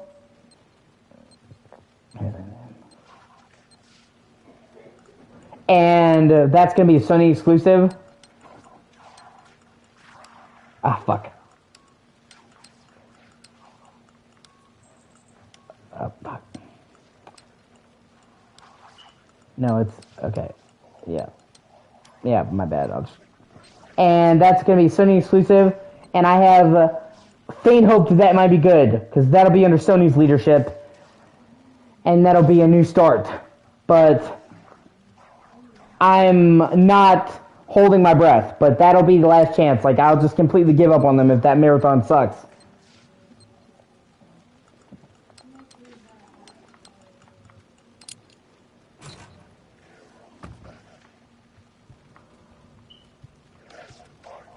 And it sucks. It sucks, man, because Bungie used to be one of my favorite developers. I fucking loved Halo. I played Halo so much as a kid, as a teenager, you have no idea, okay? And my dad bought a fucking Xbox so he could play the original Halo. I remember sitting there as a kid watching my dad playing Halo and thinking, holy shit, this is amazing. I played Halo Reach online, and with probably more than any other game I've played online. And the Master Chief Collection, it was probably my most played online game, multiplayer game, I should say, Master Chief Collection. Okay, I played the shit out of all the Halo campaigns. I love the Halo campaigns. And when it comes to cooperative games, like split screen, Halo is the game I played the most with my friends in my entire life. The multiplayer game I played the most. I would play it versus and co-op campaign more than any other game I've ever played, where it's not even close. Okay, so I played so much Halo. I played it with my friends. It was like my go-to shooter campaign. I loved it. Played the shit out of it. And so I love Bungie, man, and it just really hurts me to see what they fucking done.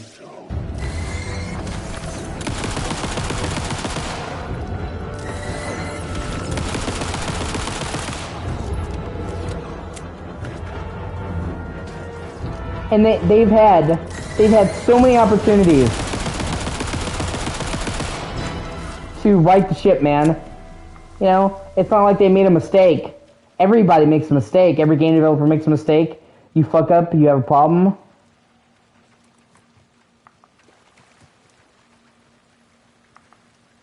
You know what I mean? You make mistakes, you have problems.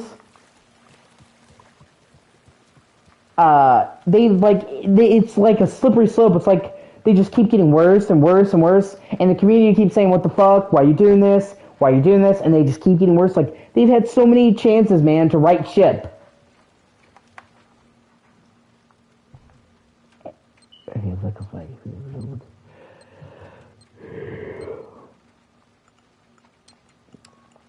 Oh no, it's this one. I'm sorry. Ah, fuck. I suck at this shit.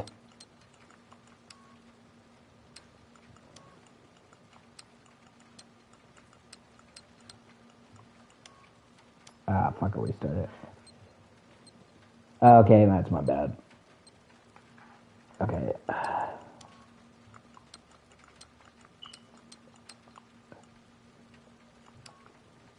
Fuck, I suck at this shit. Okay. Alright, I should get it out. And then I fuck it up again. Jesus. Yeah, okay. Now I just feel dumb. But, you know, they've had so many opportunities to fix it. And they just keep digging it deeper and making it worse.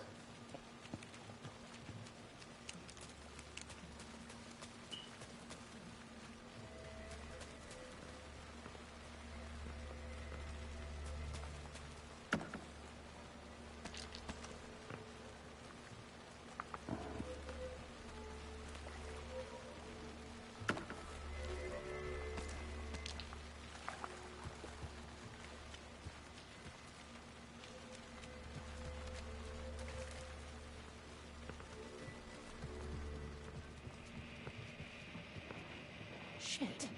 The videotape is missing. I bet the mission statement is on there. Gotta find it. Okay. Let's see if that orientation video is around here. Mind giving me a hand?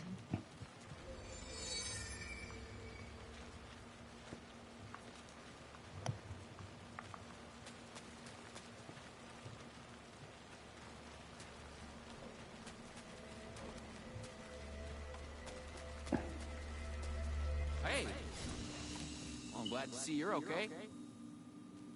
The security system wants some kind of password to get into the warehouse. God, never please give me permission to do them. God, never please give me just some fucking. What did it ask for, exactly? Oh, that's good, man. I hope you enjoy it. Fourth word of the Dark Triangle Coffee mission statement. God, never please give me permission to do them. God, never please give me permission to do them. Of course, it wants you to watch the video. The info you're after No. is on videotape. But it is chock full of government brainwashing. I watched a bit of it. It was doing something to me. It's dangerous. You can't watch that tape. I need that videotape, Sheriff. Well, this is exactly how they get you. But fine. If you really want it, I hid it in Ferris wheel, cup number 4. You'll need this key. Don't say I didn't warn you.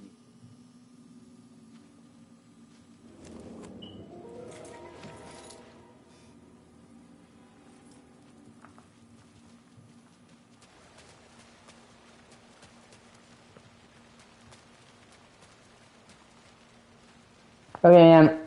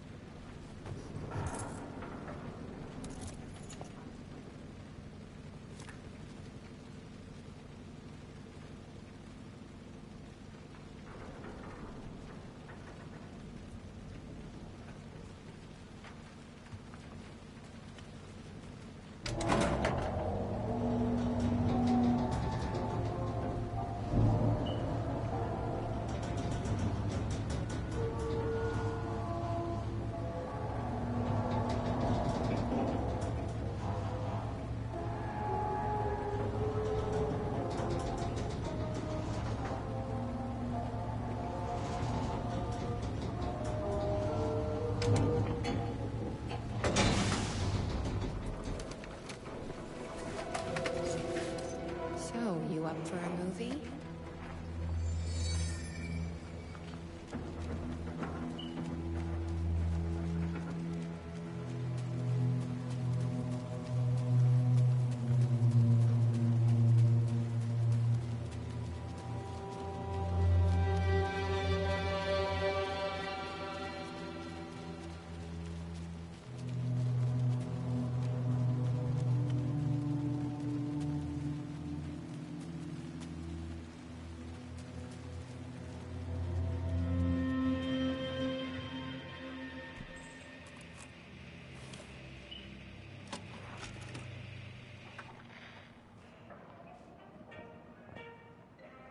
Dark Triangle Coffee is a fast-growing company with ambitions to sweep the nation and eventually the globe with our out-of-this-world beverages.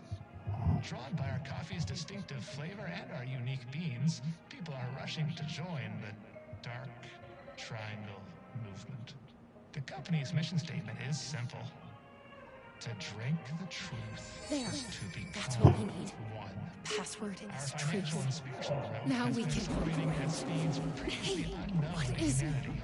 Something. Soon everyone will become a flavor. Something. Oh, in my head. Please. You're dreaming. Please. No, no, please, Lori.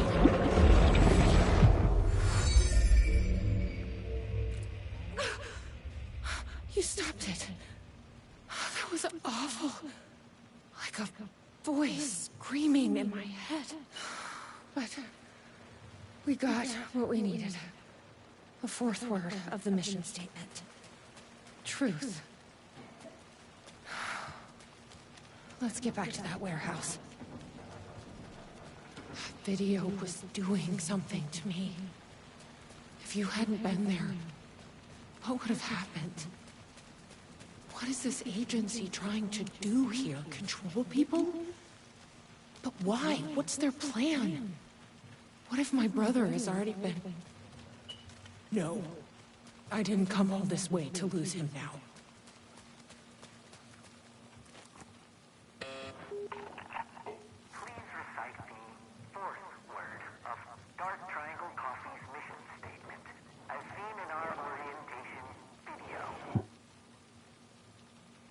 Truth. That is correct. Further verification required. Please recite the optimal roasting temperature for Dark Triangle Coffee beans in Fahrenheit. 180? That is incorrect.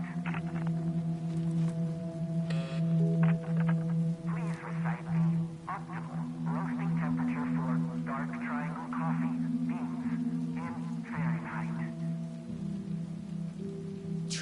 500. That is incorrect.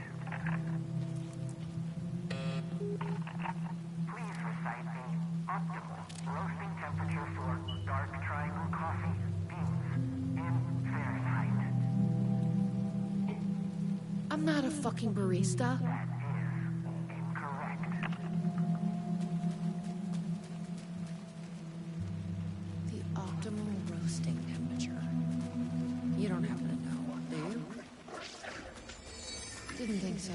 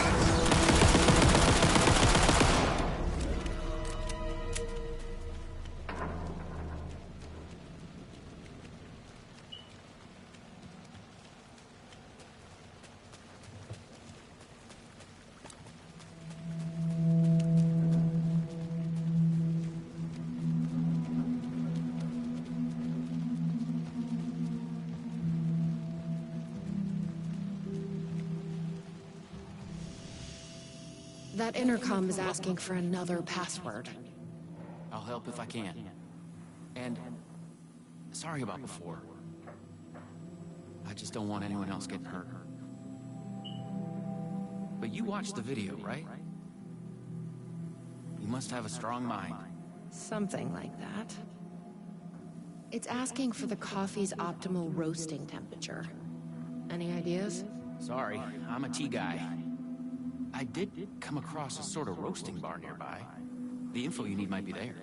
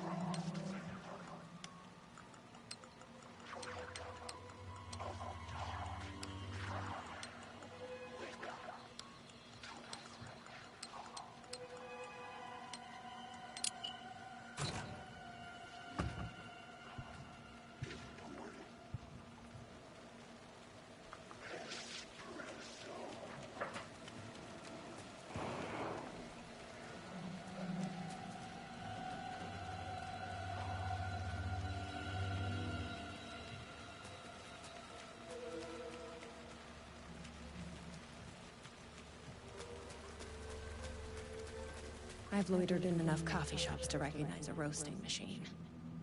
Let's check this out.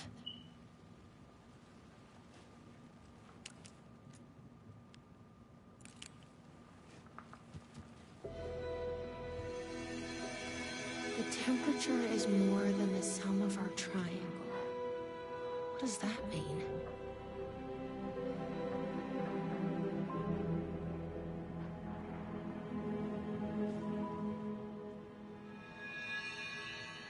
This is like being back in school.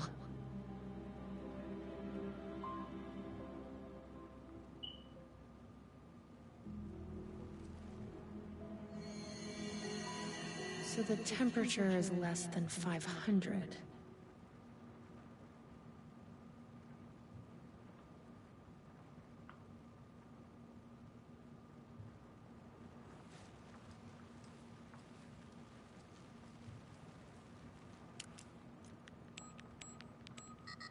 That doesn't seem right. I guess they only hire mathematicians here.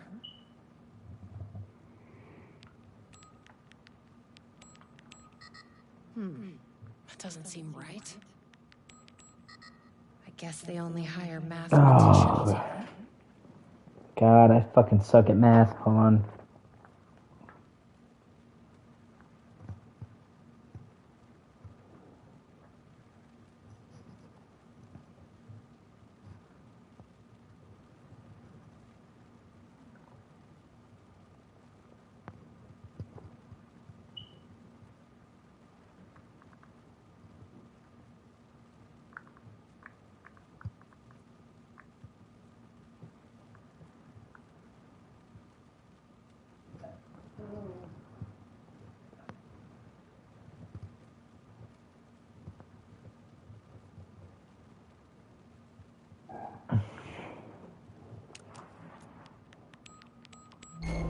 I think that worked. 487. Who knew geometry would actually come in handy?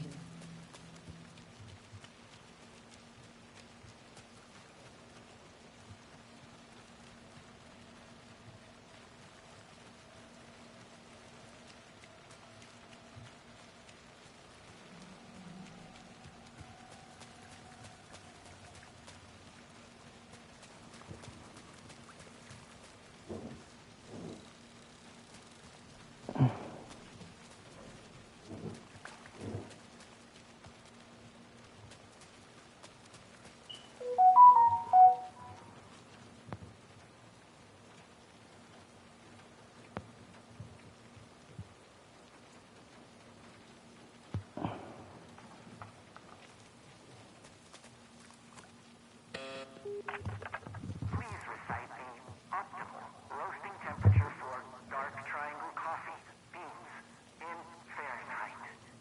487. That is correct. Further verification required. Oh, come on! Try the coffee. I don't want to drink your damn coffee. Try the coffee. Try the coffee. Try the coffee. That's gonna be a problem. I tried the coffee. You are not coffee. Try the coffee. Worth a shot.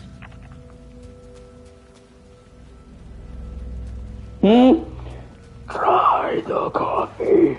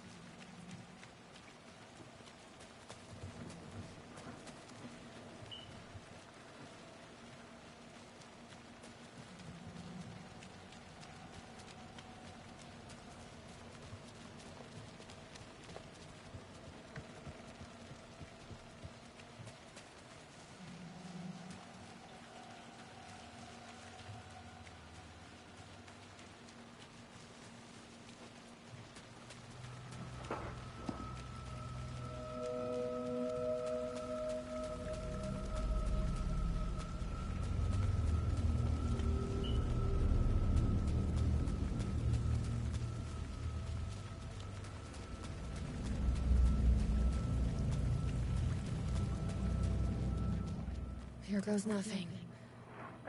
God never used to give me for Trusting you. doing them. God never used to give me for doing them. Look That at my. wasn't so. God never used to give me for doing them. God never used to give me for doing them. Shit. There's definitely something wrong with this coffee.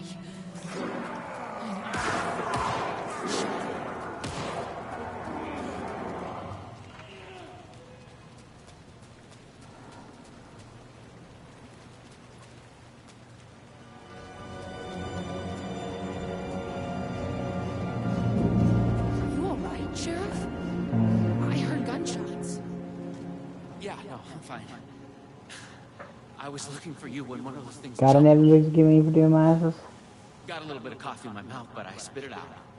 Should be fine. But listen, I figured something out. God never used to give me for doing What did you them. figure out? Are you sure you're okay? God never used to give me for doing It's them. nothing. God never used to Those give me for government doing bastards will them. never get me. God never used to give me for But doing it's not them. just the government. There's something else here. God never used to give me I for don't doing know what them. it is, but it's, God never used to give me for doing them. God you never need used to to give get your me. brother and get out of here as soon as you can. Promise me. Yeah. I promise, Sheriff. Good. That's good. I'm just gonna catch my breath here a minute. Why do I think he's gonna turn into the coffee dude?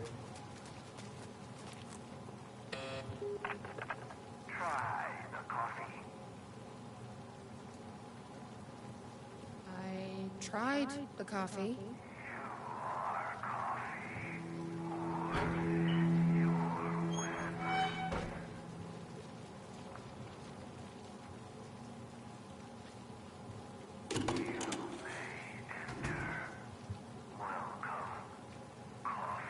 Here we go. You ready? Glad one of us is. What? Lives upon us. What the fuck are those things? Really? I'm hiding from the fucking giant coffee dude? Oh, jeez.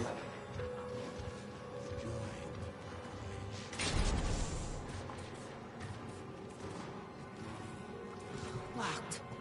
Keep people out or in.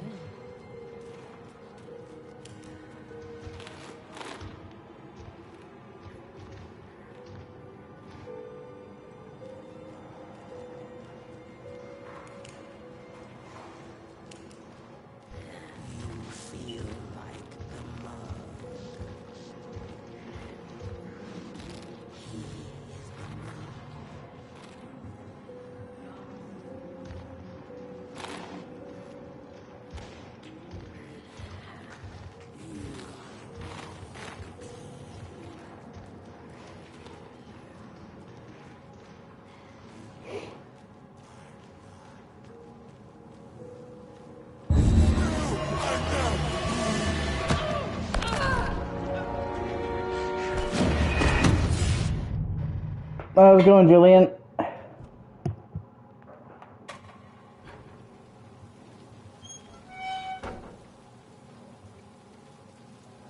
Then the coffee instantly killed me. You are not brewed! Oh, that's funny. Here we go. You ready? Glad one of us is.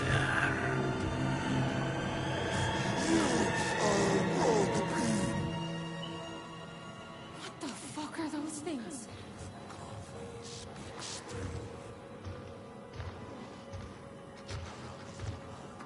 Yeah, now I understand what you're saying.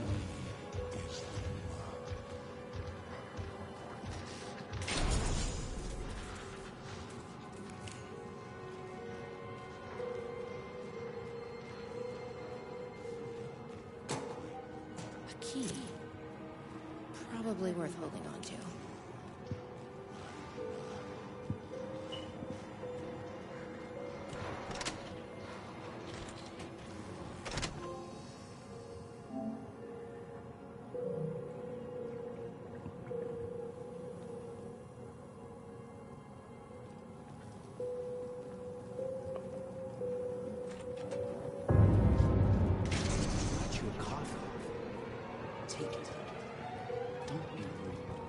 Sheriff? Sheriff! How'd you get in here? Coffee time is family time. What the fuck? It's the best part of the day. Snap out of it! Coffee solves Oh, that's great, man. problems. It lowers heart disease and leads to higher life expectancy. Fuck.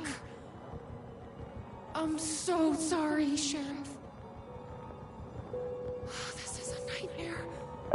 I need to find my brother. He has to be okay.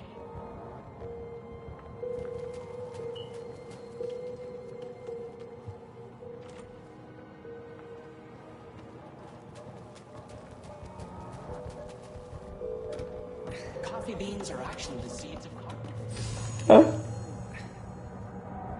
What the hell? Have you ever seen anything like this?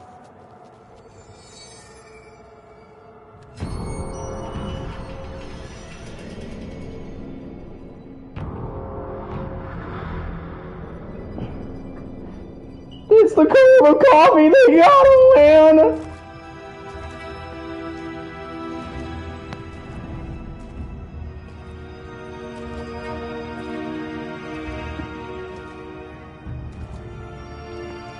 This isn't the government.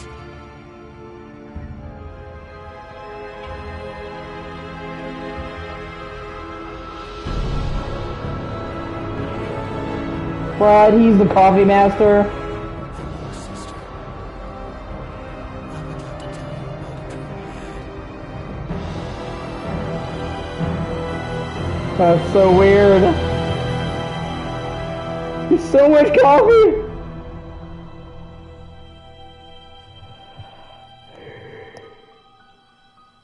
A conspiracy within a conspiracy. How can one expose a lie? Yeah, that second episode was The first episode was Rose, and it was kind of over the top and funny enough and clever, even if it was existing areas. That one kind of felt like it's just a shitter version of the sequence from the base game, where you go to the theme park, and it didn't have enough of its own shit to keep it going. It wasn't bad, but Space invader, looking cute in a human suit. Secret agents with the down race they shoot. Psychic powers, hypnotism, magic proof. Strange machines, weird mysteries. We got freaky fantasies. Night springs, psycho killer on the run. Yeah, night springs. I actually might have to download this on my phone, make it my ringtone. We're just looking for the thrill. I am nightmares come true. Crashing through the warning signs. Your car breaks down just outside in night springs. Endless versions of this town. They called out the elder god who live inside us. I've heard the third one is the best one. Hopefully it will be, you play Sheriff Breaker, but he's playing Shawn Ashmore, and it's supposed to be insanely meta. More meta than the base game, which is fucking saying something. We often look back and wonder, what if? What if the path not taken had in fact been our charted course? Would we be happier? Or are we, with our set of choices behind us, the lucky ones?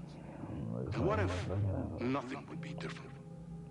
What if, for some of us, our destiny across the endless number of versions of ourselves has been defined and locked beyond any causality of circumstance, beyond the forces in any one reality, but across all realities?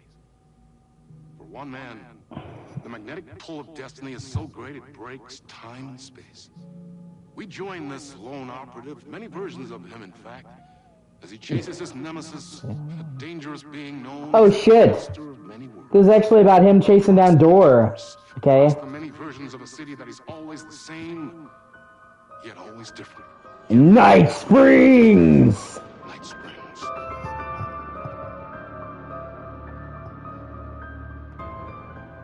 Tonight's reality-bending episode, Timebreaker.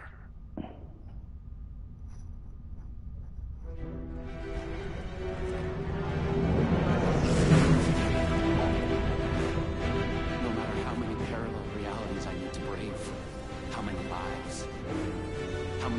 hundreds of minute tapes. I will stop it. And I will come back for you. What? Everyone, take 5. Yeah, Poison Pill Entertainment. That's what they were advertising this DLC with when they first came up. So now we're behind the scenes. What the fuck?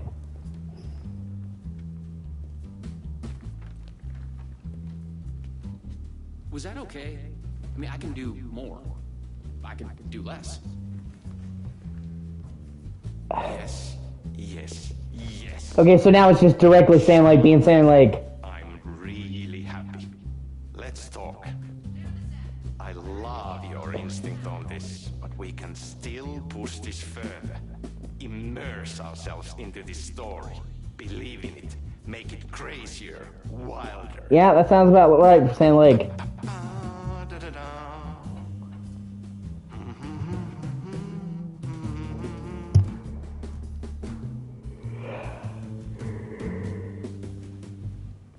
You wanted to talk? It's awesome to be doing this with you again, Sam. Sean, it's so good to have you back. We've been dreaming about this for so long, and now finally we are making Timebreaker, the video game. It's happening. Yeah, and FMV as well. That's so cool. Of course, that was part of the previous game as well. I'd like to talk about my character, just get deeper into the lore. Hey, I could talk about this for days. He's a multiversal agent. Goes by many names as there are many versions of him. Breaker, Branch, others. He's searching for his lost love while his ruthless nemesis, Door, the master of many worlds, is murdering versions of him across parallel. And this kind of overlaps with the Sheriff Breaker was saying in the main game where there was all these different versions of him. That's so cool. You've done cool superhero roles in the past. Long term, the agent will grow into the ultimate iconic superhero. Oh, that's awesome. So, the Vortex and the Gadget. Sorry, I keep forgetting its name. There's just so many acronyms here. But it helps me travel through realities? Acronyms are cool, right? Like tiny mysteries. You power up your PRS, Polyhedron Reality Shifter with an SEN Shifter Energy Node to activate a Lumivista TV and ride the vortex between realities. I feel like now everybody's just making fun of themselves. EC, Ripple Effect Corporation Tech. And you have a gun and a TPS, Timebreaker Solidifier, to defend yourself. Right, yeah. You clearly have your own vision of the multiverse. The right vision, the truth, it's all out there. That's where these ideas and inspirations come from. They seep through. Somewhere, this here, us talking, is part of the video game, and another version of you is playing it. Somewhere, your character, the agent, is real, and he could appear here through a portal anytime now. Right. Yeah, right, Sam. You are a maniac, man. Totally. Okay. So, what do we shoot next? We need to set up for the next scene, where your nemesis pulls you into a parallel reality. You can go to your green room. Can't wait till we go into that parallel reality and we play Break Quantum. Draft of the screenplay for you there. See you in a bit. Cool. Can't wait. Oh shit, it's Kieran. It's hard to tell if Sam's joking. That deadpan Finnish humor. And a reputation of being a bit out there. I picked up a weird vibe when he talked about the multiverse.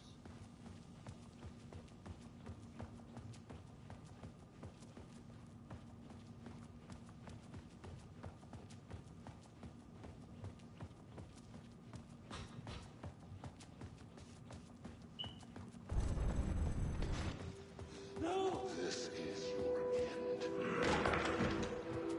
What the fuck was that? Hello?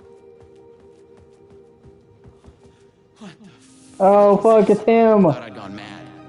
Then I realized Sam was playing a crazy prank on me. There's no way this was real.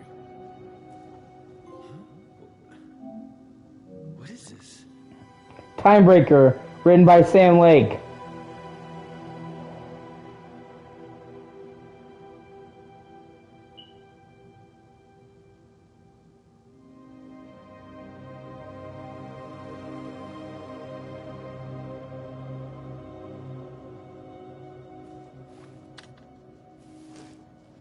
Timebreaker solidifier. How real the body and the props looked.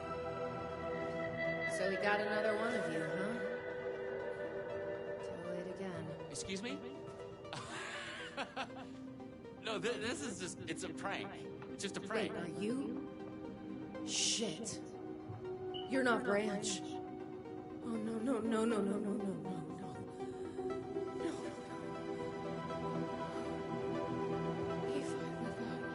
Are you cast in this game, too? Listen, there are things you need to do. And she's gonna disappear. You must do exactly what I tell you.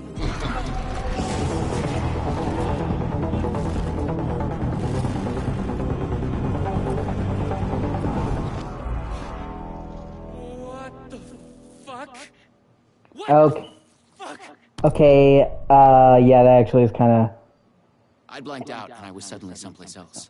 And now he has long hair and a beard. Before. But that's the movie star lifestyle for you. This was something else entirely. The last thing I remember...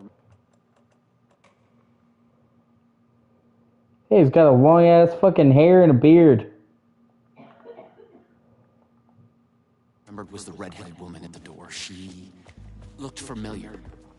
She was trying to tell me something, and then it went dark. It felt like a dream. Think, man. I need to get out of here. A psychotic episode? Or was the multiverse true after all? Did Sam do this? An elaborate hoax? Off-the-wall, method-acting reality show? It had gone way too far. Okay. Yeah, let's go with that. Act like this is true. Okay? I'm an actor. I can do this. And once it's over, we'll have a good laugh. And then I will punch Sam in the face. What had Sam said? I needed to find an energy node and use this rod thing with it, the PRS, was it? And look for some kind of TV to get the hell out of here.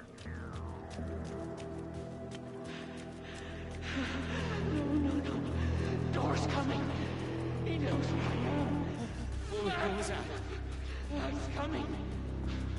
He knows about the trailer. I need to hide the energy.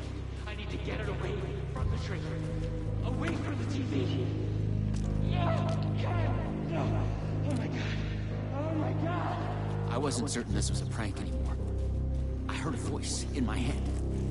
It sounded like me. Insanely, I heard the thoughts of another version of me. The one living here. The trailer was his. I'd check it out. Don't think. Just act.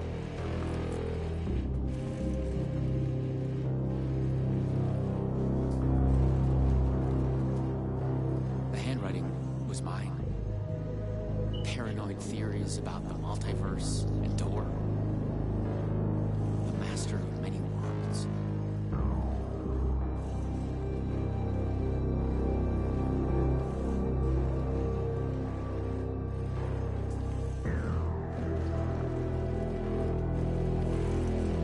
Vista TV. According to what Sam had said, I needed the energy node.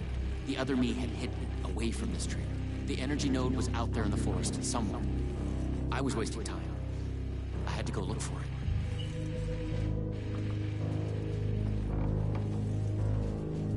Okay.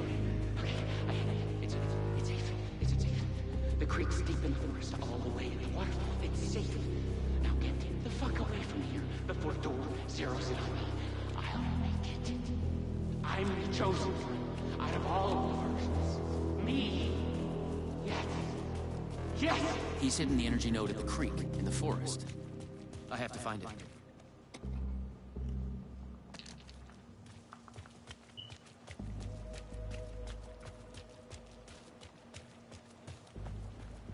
Okay, I found the creek. So, where's the energy node?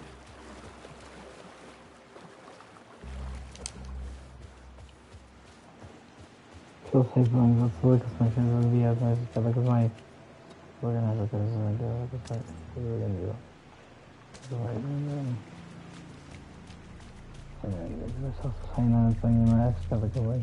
do. Yeah, I'm gonna say the giant floating particle that's changing rainbow colors is the energy node. Just a guess. Got them these things random.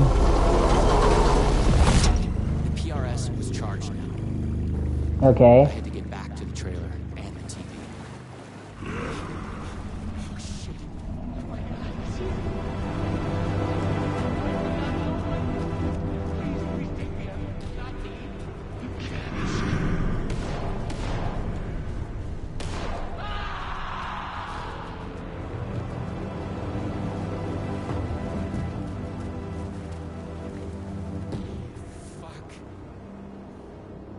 Fuck this shit! I thought it was just a plot. Don't try anything! It's all true. It's no hoax. No video game. It's really happening. I was lost in the multiverse. I had to become the role to survive. Be the agent. I had to get back to the trailer and the TV. Use my PRS on it. Dora would be coming for me next. I didn't want to face him. Fuck that. But I couldn't shake the feeling that it was inevitable. Goddamn, please give me do my fucking SSA. Goddamn, please give me do my SSA. Do my dosing unit. Sorry, my fucking OCD is being a whore. Goddamn, please give me for doing my SSA. That was my fucking. Goddamn, please let me do this short enough right now. Over this anything else. Sorry.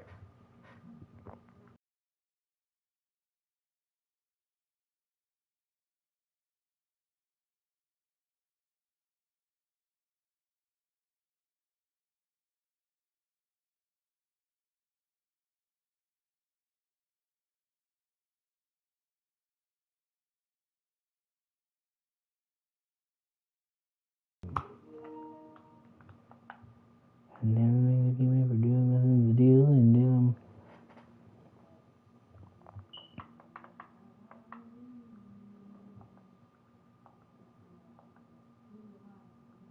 Goddamn, please give me for doing my. Oh, the photo mode's pretty good. Goddamn, please give me for doing.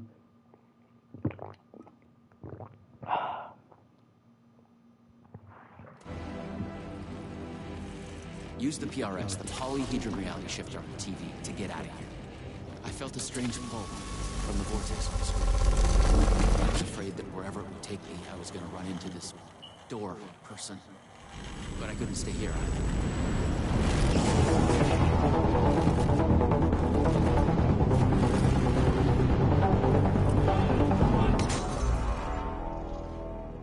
Okay, now he's got a mustache and it's black and white. No. Oh, no.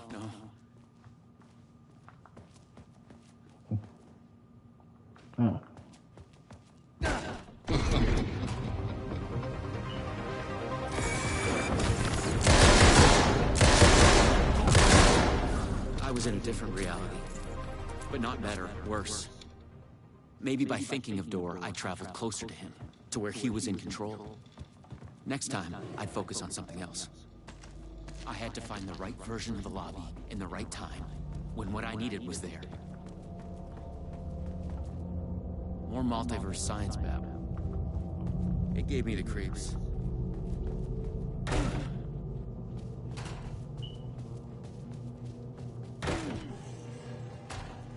Illumavista TV. I just needed energy to power. I couldn't hear the thoughts of the other me, the one native to this reality. Maybe Dor had killed him already. Not a happy thought.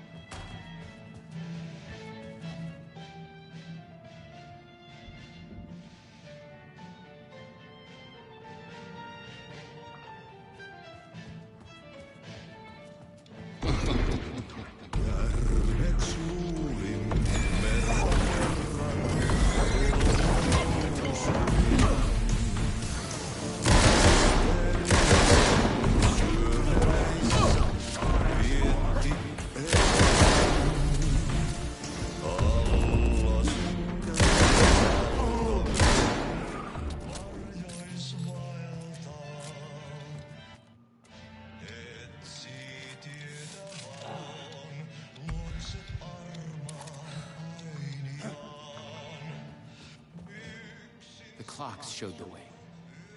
They'd guide me through to get what I needed.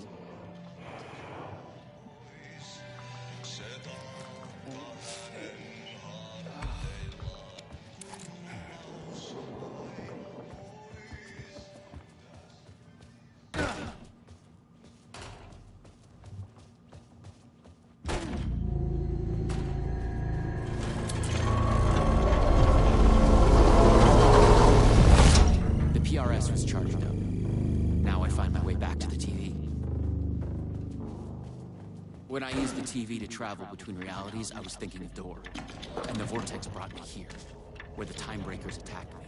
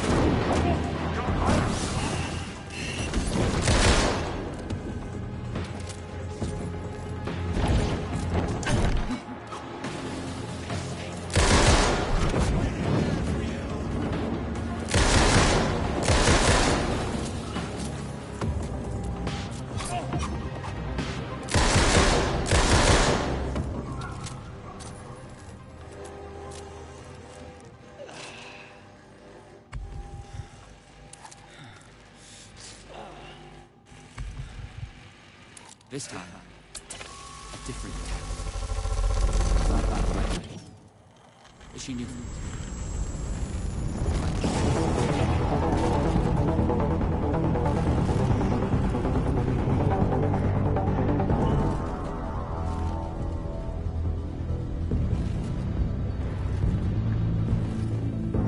Something was different.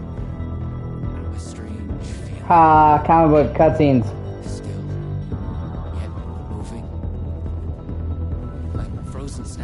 God heaven, please give me just into them. And yet, thoughts flowing free. God heaven, please give me the rest. This is. God heaven, please give me my sins so I can this way. It's you. I made it. God heaven, please give me the new Door work pulled away. you away. God heaven, please give me the new. Thought you were gone, for sure. Please do my I sins focused on you when I entered the vortex. I was trying to reach God heaven, please give me my sins You deals. are full of surprises. God heaven, please give me the new. Okay, let's try this out. Welcome to the headquarters of the Ripple Effect Corporation. We were making a video game of the multiverse, but now it's suddenly real. Real and not real exist side by side in the multiverse. Echoes flow through it like currents in a cosmic ocean, the Sea of Night. Conceptual, fictional, real, more real than real. Many versions of us all, in hidden interaction, linked by the energies that ripple through realities. One of you is killed in an explosion of dangerous energy, and another one instead gains superpowers. And yet another one meets an alien guardian angel. And when reality, they're not even real. Or as you say, characters in a video game. Why is he after me? Who is Dor? There are legends about him going back further than we can trace. They say he found an opening to a horrifying parallel reality that consumed him, gave him access to all realities. The feedback loop killing all other versions of him. I am on the threshold. No.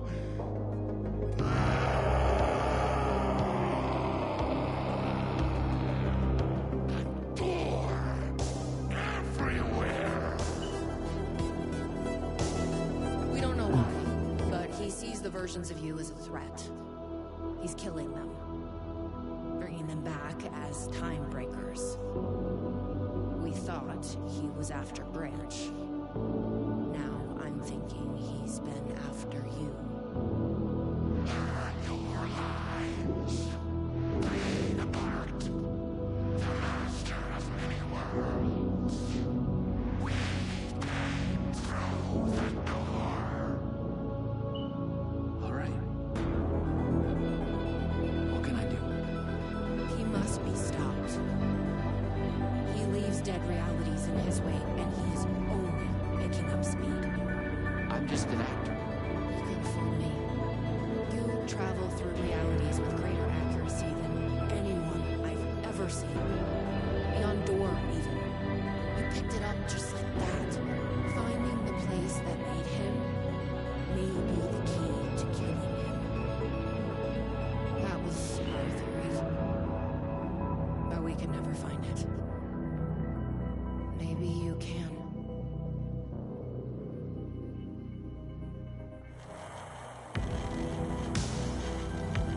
Was there something between you and Branch? What you think you are feeling is just an echo. Some other version of us. Some other lifetime. Maybe. You'll come back for me? Maybe. Wish me luck. Luck is just an echo of an event carried over from another reality. I was an REC agent. This was my mission now. I focused on him. The darkness, the entropy, Dor. The master of many worlds.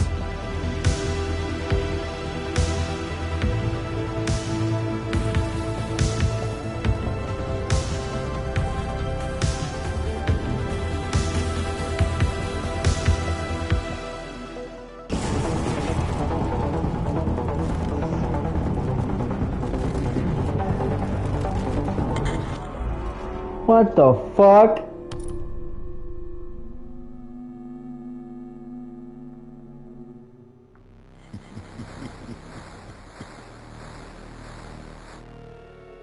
What?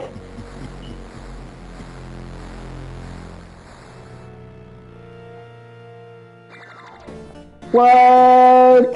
Okay, that's kind of awesome.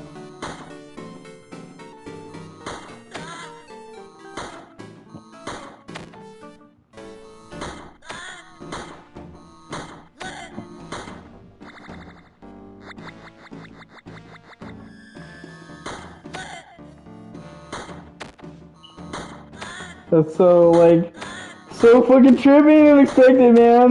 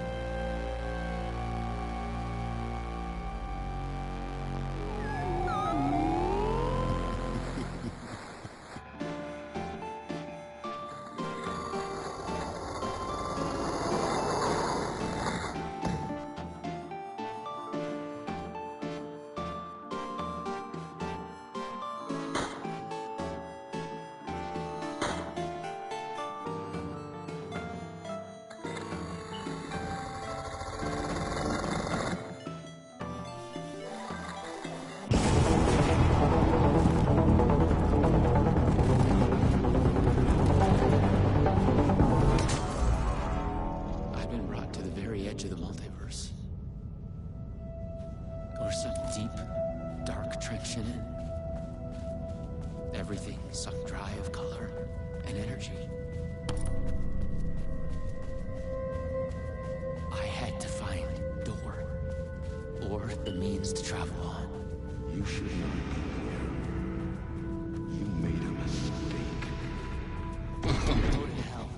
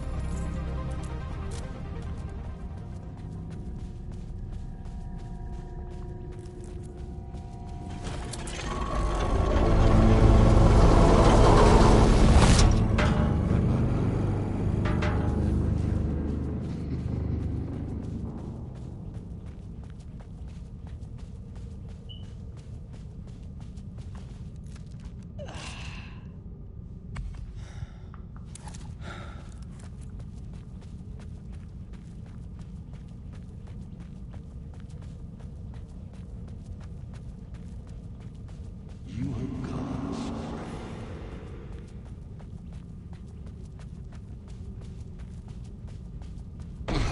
You will never catch me.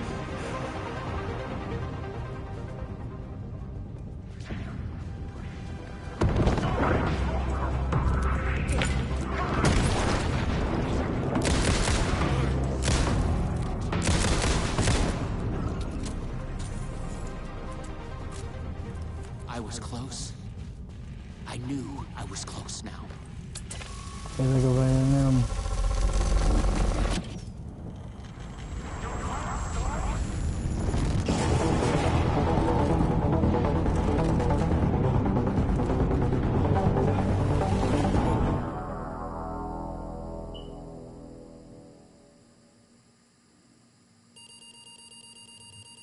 What? It was a fucking text-based adventure game!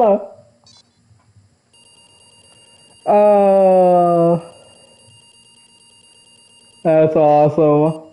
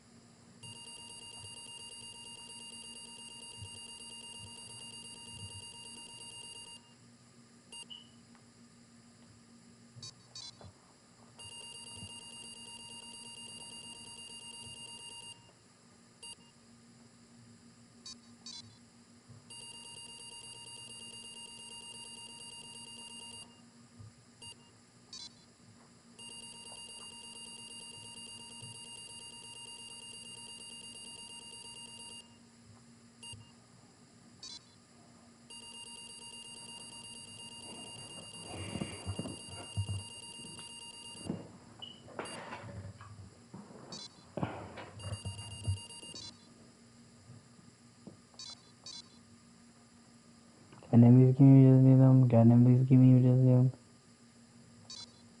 God damn, please give me just need them. Goddamn, please give me the name.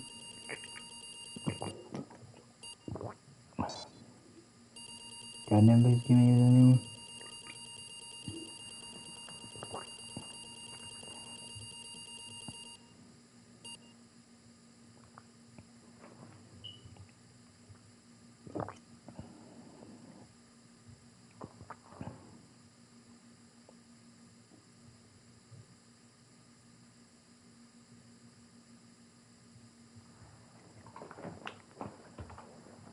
Oh, 1 second, I'll be right back.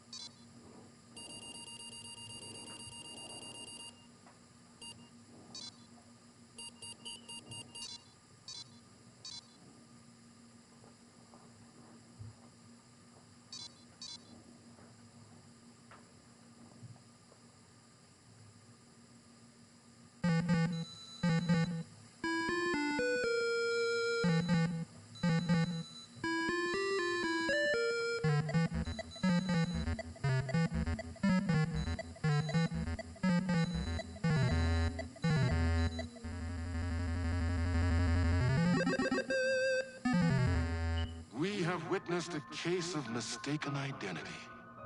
But in the vastness of the multiverse, with an endless number of versions of ourselves, what is identity anyway? Can there be more than one master of many worlds? Or did our hero take a wrong turn somewhere along the way? Was this particular journey precisely what was needed to make him the one he was meant to become? One thing is certain. I am your host, the one and only Warland Door. And this is Night Springs.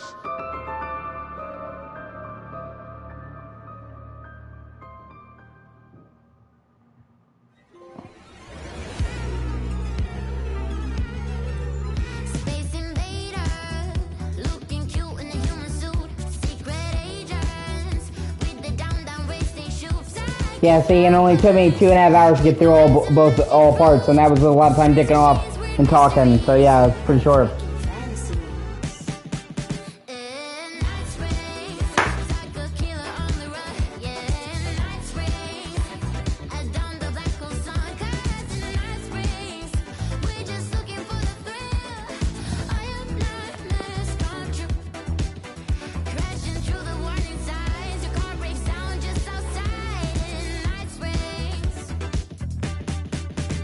Endless versions of this town, called out the elder guard.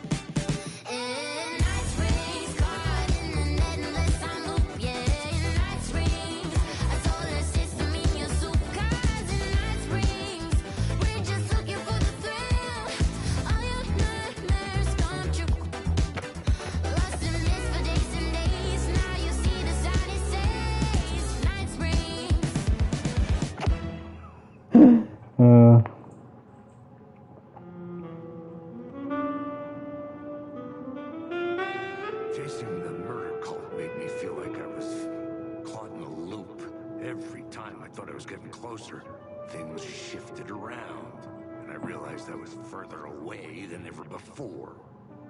Instead of answers, I only got more questions. The name of the cult and the masks they wore kept changing. The deeper into the dark depths I got, peeling off the layers of this case, like the ocean zones from twilight to midnight to abyssal to the deepest trenches, the closer I felt to going mad.